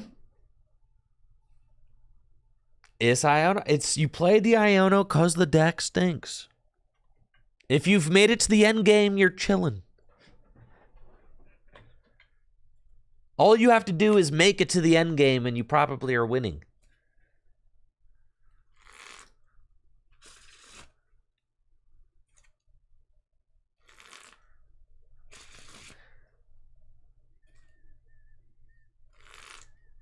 Generator.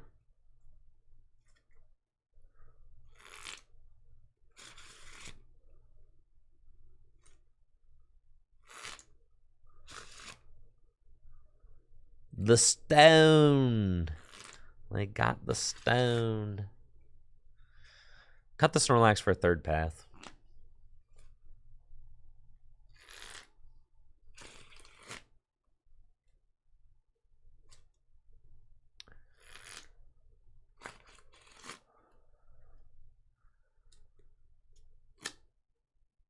Now I am getting Iono'd.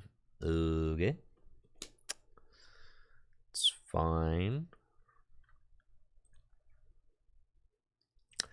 2 cards in the Lost Zone. It's not a lot.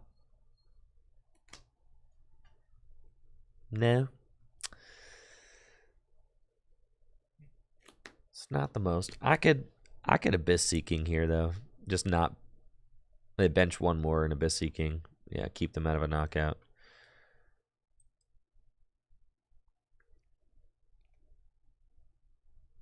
And I think is what I'm gonna do. Okay. Give me that flower selection.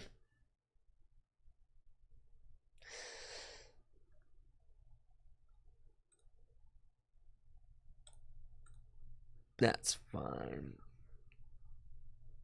Okay. Keep it, but got 1 team in the Lost Zone. Switch carts here. Don't bench. Water. Abyss. Easy choice, dog. Easy choice. They're just benching cards because they need to fill their bench for Raikou to do damage, and they got pathed. That's why they have 3 Miraidon out. Yeah, that double hit off of the Jenny. Ooh, it's fine. The Lost Vacuum! Bro, you do not need to play no Lost Vacuum in this deck.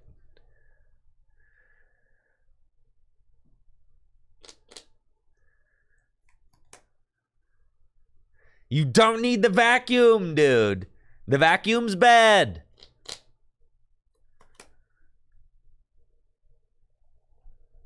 They still missed the knockout, did they not? All they've done now is given me my abilities. That's not what you want to do.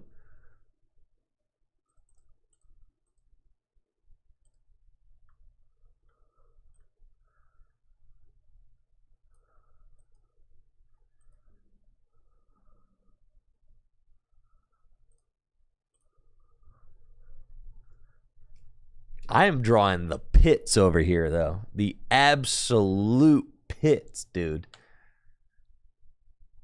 I mean, this is Krungo for sure.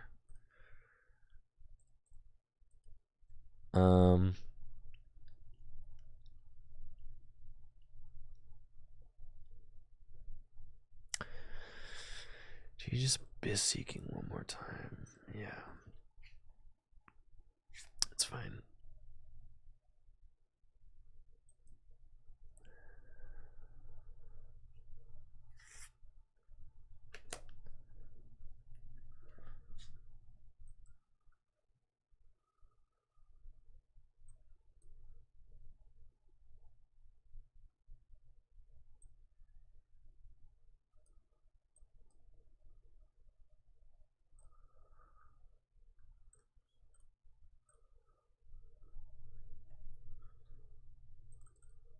Holy moly.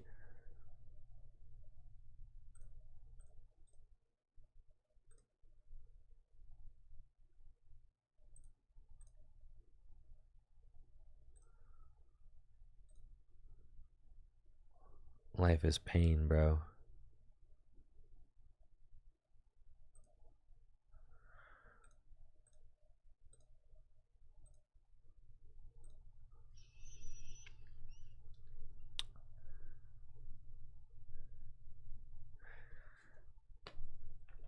Pain, pain, pain, pain, pain.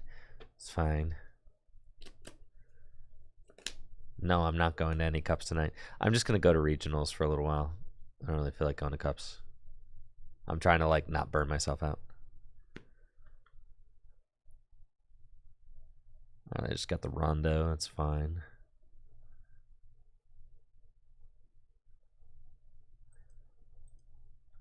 I have one cup finish. I've been to one cup. That's plenty of cups. I went to one more than I like. All right.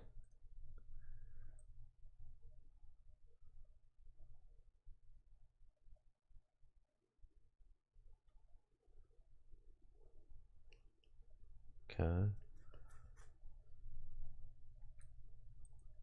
Energy in the... It's one water. Cards in the lost zone. Okay. Let's do that. Concealed cards. Sure. Okay.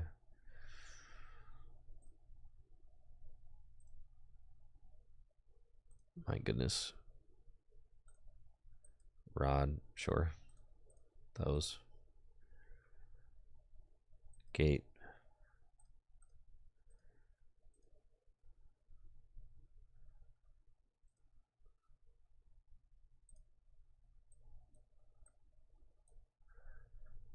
Okay.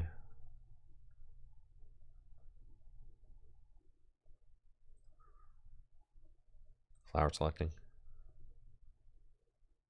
Man, bro. You're killing me, dog. Alright, that's fine.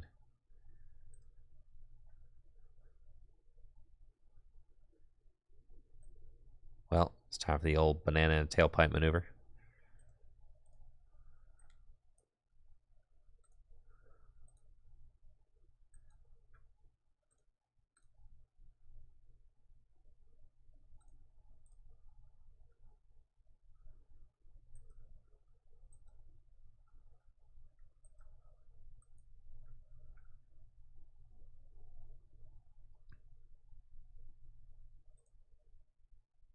Lost mine. Okay.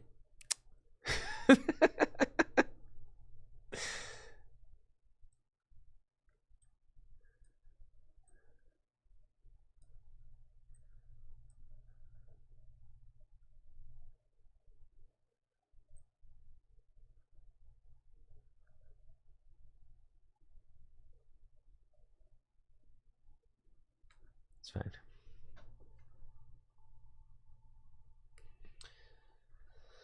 I'm gonna need you to not have your escape rope. Yeah, for one turn. No rope.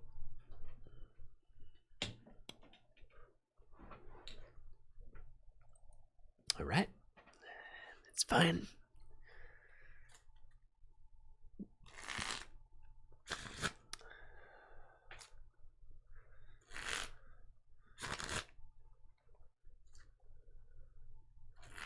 That'd be nice if he didn't have boss's orders also.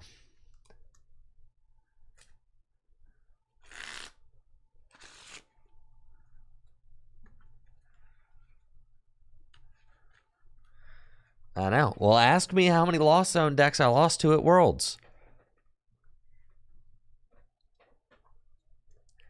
Go ahead, ask me. 0. 0, dude. 0.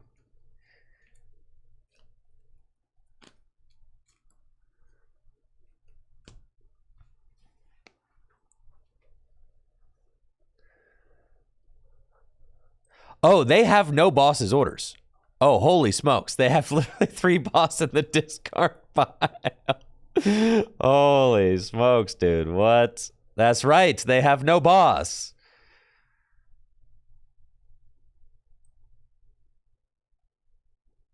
So they have to play my game. Okay, cool.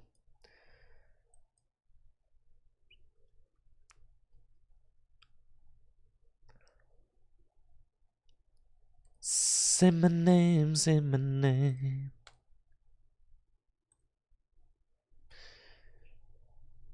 Okay, we can rod back in the grass.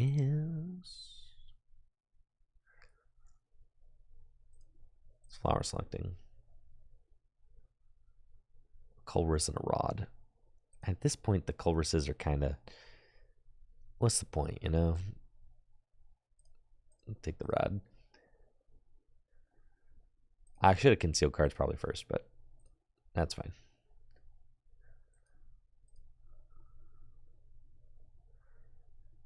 Okay. And what I'm going to do here is I'm going to...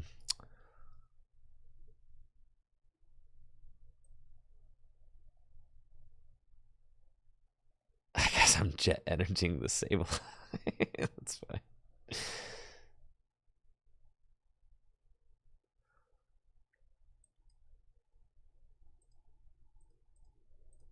Super odd these gamers back in. Yeah, thank you, James, for that raid of 47. Appreciate it.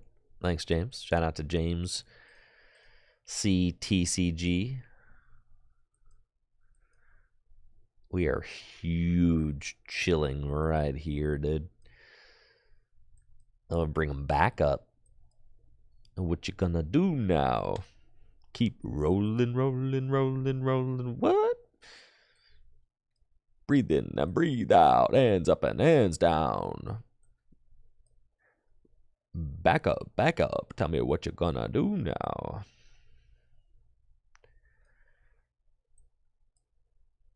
And I put some damage counters over there. There's no way they have...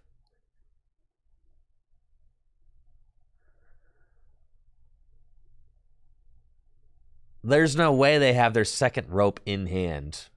Switch!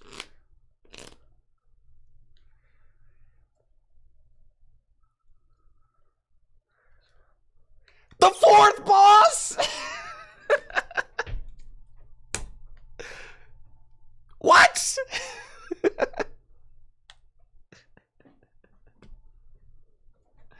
That was supposed to be a switch cart.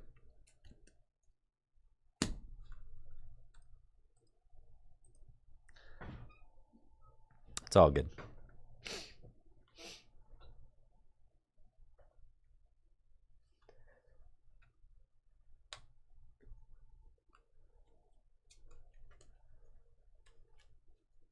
It's fine. I fully expected to lose that game. We did start Sableye Pass. Now, switch cart's how I beat every Lost Box deck I played against at Worlds. So you kind of need switch cart.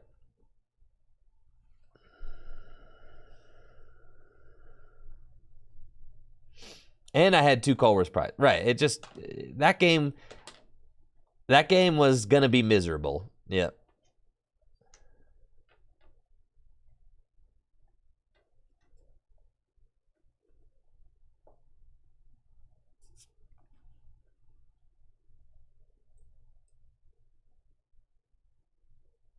Waiting for Wonka Jimboku. I wait.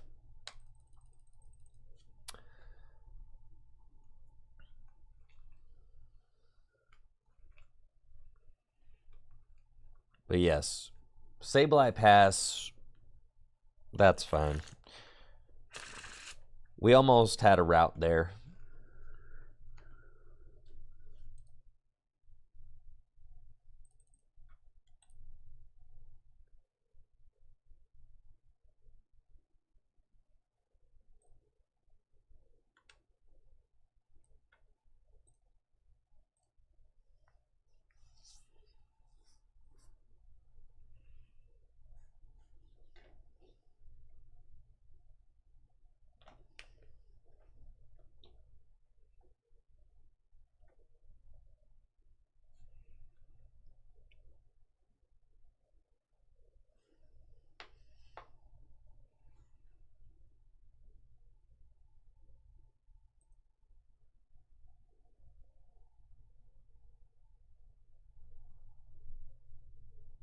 Let's see what we're getting into.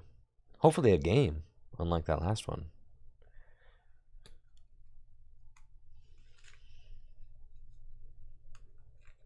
I'll deal with this, I guess. I suppose.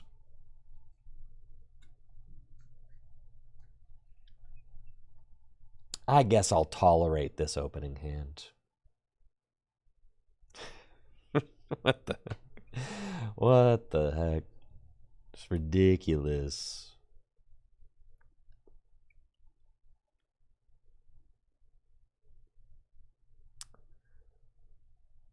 They did rip the Battle VIP pass. That's quite good for them. I've got Artisan and 3 battle. I don't even need to play the Artisan. It's crazy.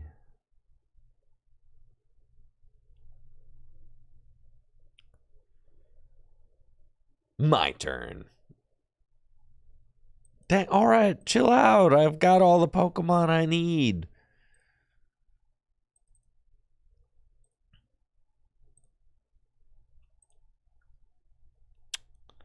I just need to make sure I get the right ones. Radiant Greninja's good. Comfy's good.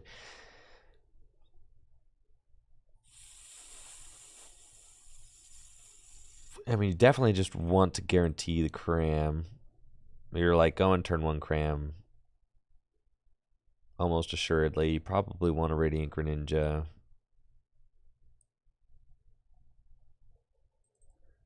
And you probably want the Giratina as well. And then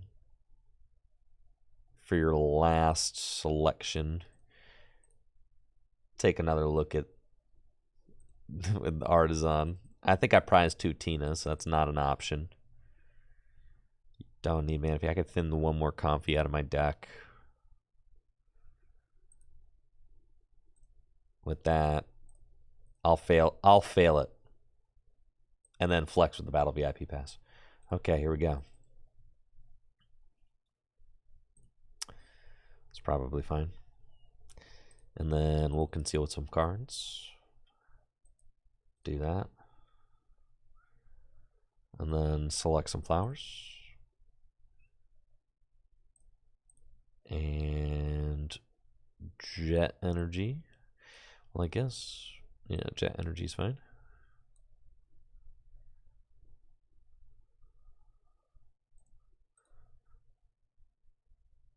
Flower selecting. Take Psychic.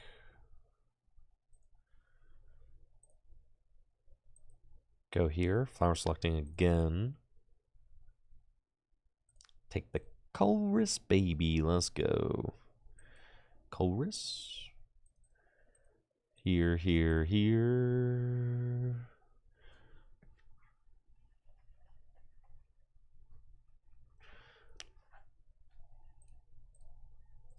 Ditch 1 rod.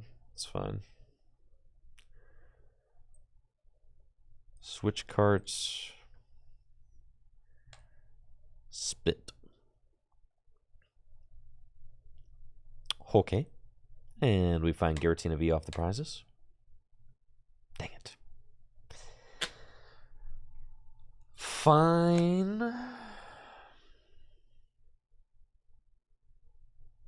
You know, good for you, Jacob. That's awesome. Got another Artisan. We got the Arceus V-Star.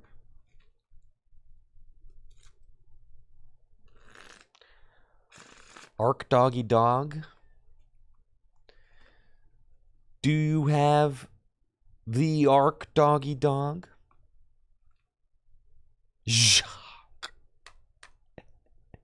That'll do it, I guess.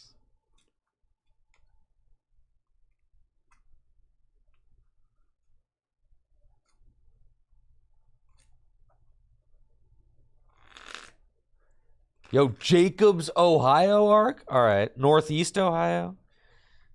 Jacobs, Akron, Ohio arc.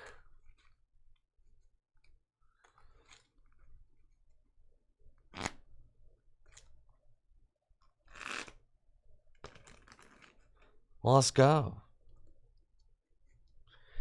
I hear Akron, Ohio has a extremely lively league and gym leader challenge league scene. Let's freaking go.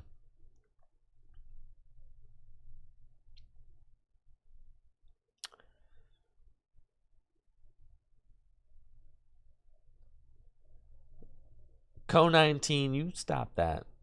You stop that slander. Nobody wants to go to the land, dude. Akron's where it's at.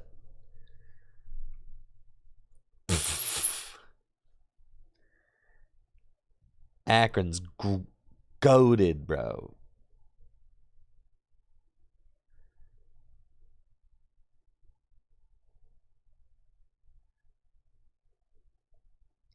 Let's see. I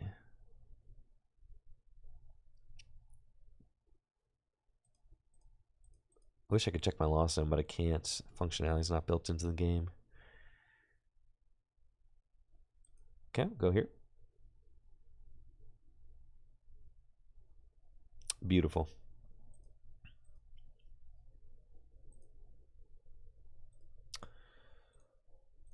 Okay.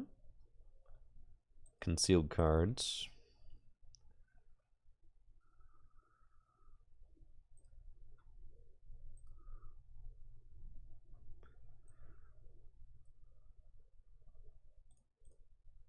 Oh boy. That's fine. I'm down one rod. Do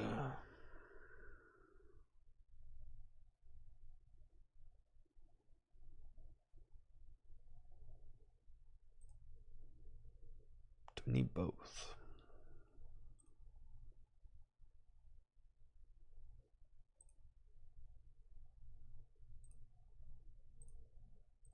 That's fine. Tina, check out my deck real quick.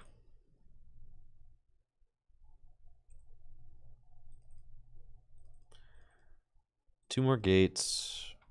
3 energy left in deck. Okay.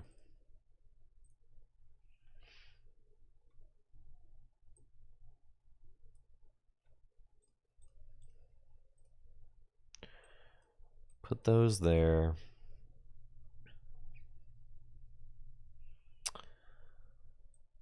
Jet energy.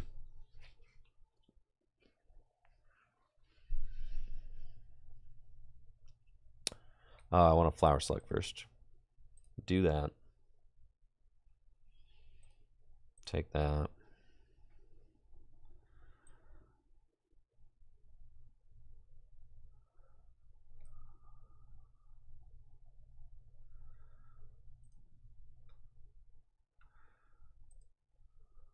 Okay. Ultra Ball away. These. Grab that. Super Rod. Back into the deck.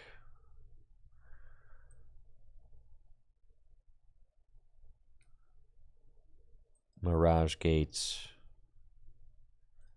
Water. Grass. Sure.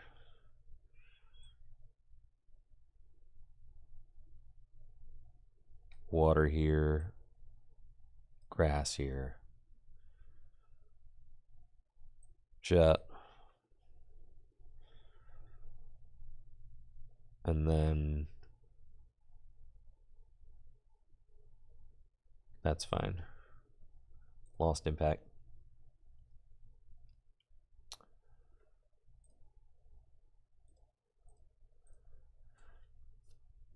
Okay, dude's a gunner. They should not be able to knock out my Tina. I should find one of my 2 Tina here, or else. That's right. Okay. And then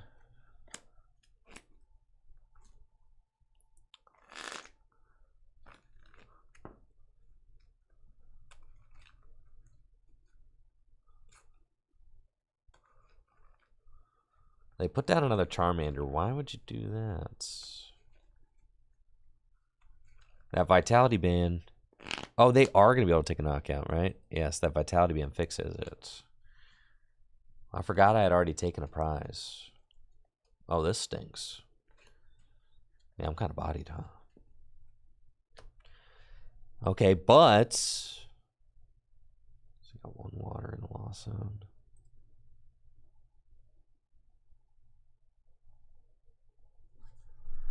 Huh. Yeah, prizing the 2 Tinas there was very bad. I really needed a backup Tina.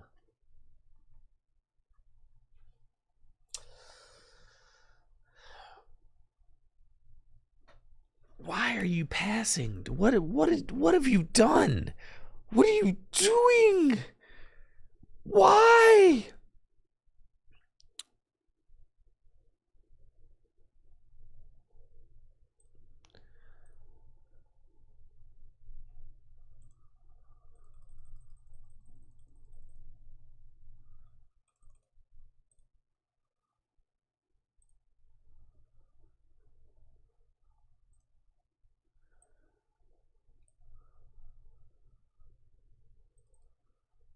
Holy smokes, dude.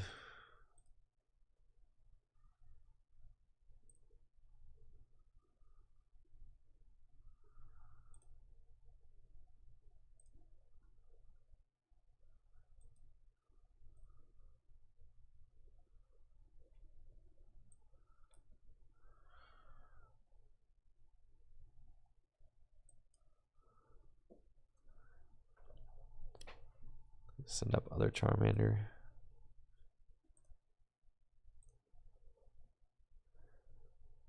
I need a backup Tina. All right, that's like the checkmate card that we needed.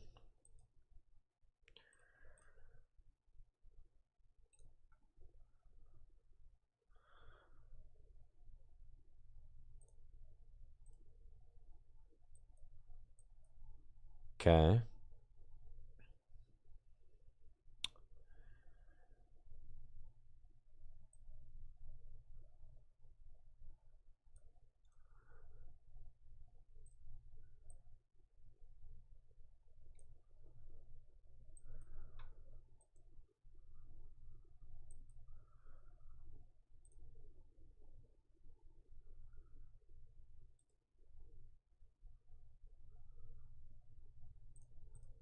That's fine.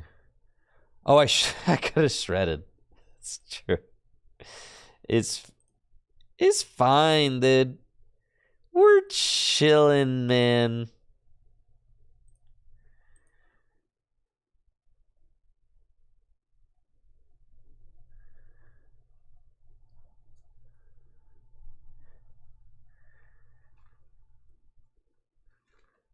It should have been shred. Yeah, probably, but well, I had my reasons. They don't even have Iono. GG's.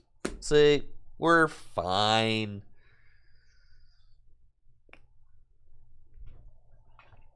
Pack it up, pack it in. Let me begin. 1 Tina, no problem. Why didn't they attack that turn? I guess I'll never know, huh?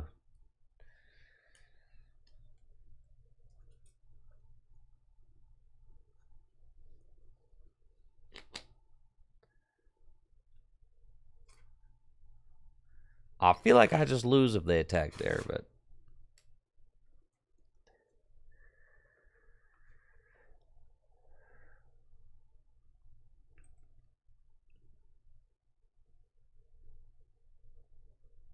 Lost Zone's got to be at 10. We're at 15.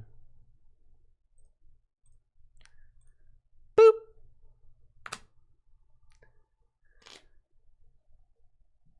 I love how anticlimactic and long that whole experience takes using the strongest attack in your deck. Isn't that crazy?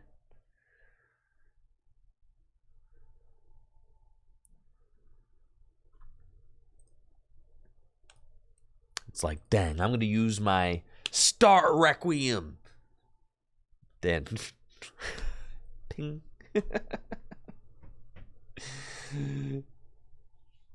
Oh, boy, oh, boy. Yeah. All right. That's it for the stream, y'all. Thank you all so much for hanging out. I got some work to do. I'm working on my Worlds vlog still, and it's been a great week. I'll let you know if I'm back. Probably not back on Monday. Probably Tuesday, because Monday is for the laborers. Yeah, it's Labor Day, right? That's what day it is? I'm pretty sure it's Labor Day. I'm pretty sure it's a 3-day weekend, baby. And guess who else gets 3-day weekends? This guy. That's right. Because I, too, am a laborer. That's right. I be working. So, everybody enjoy your Labor Day weekend. And I'll see y'all on Tuesday as we continue to prepare for the Pittsburgh Regional Championships, all right? I'll see y'all next week.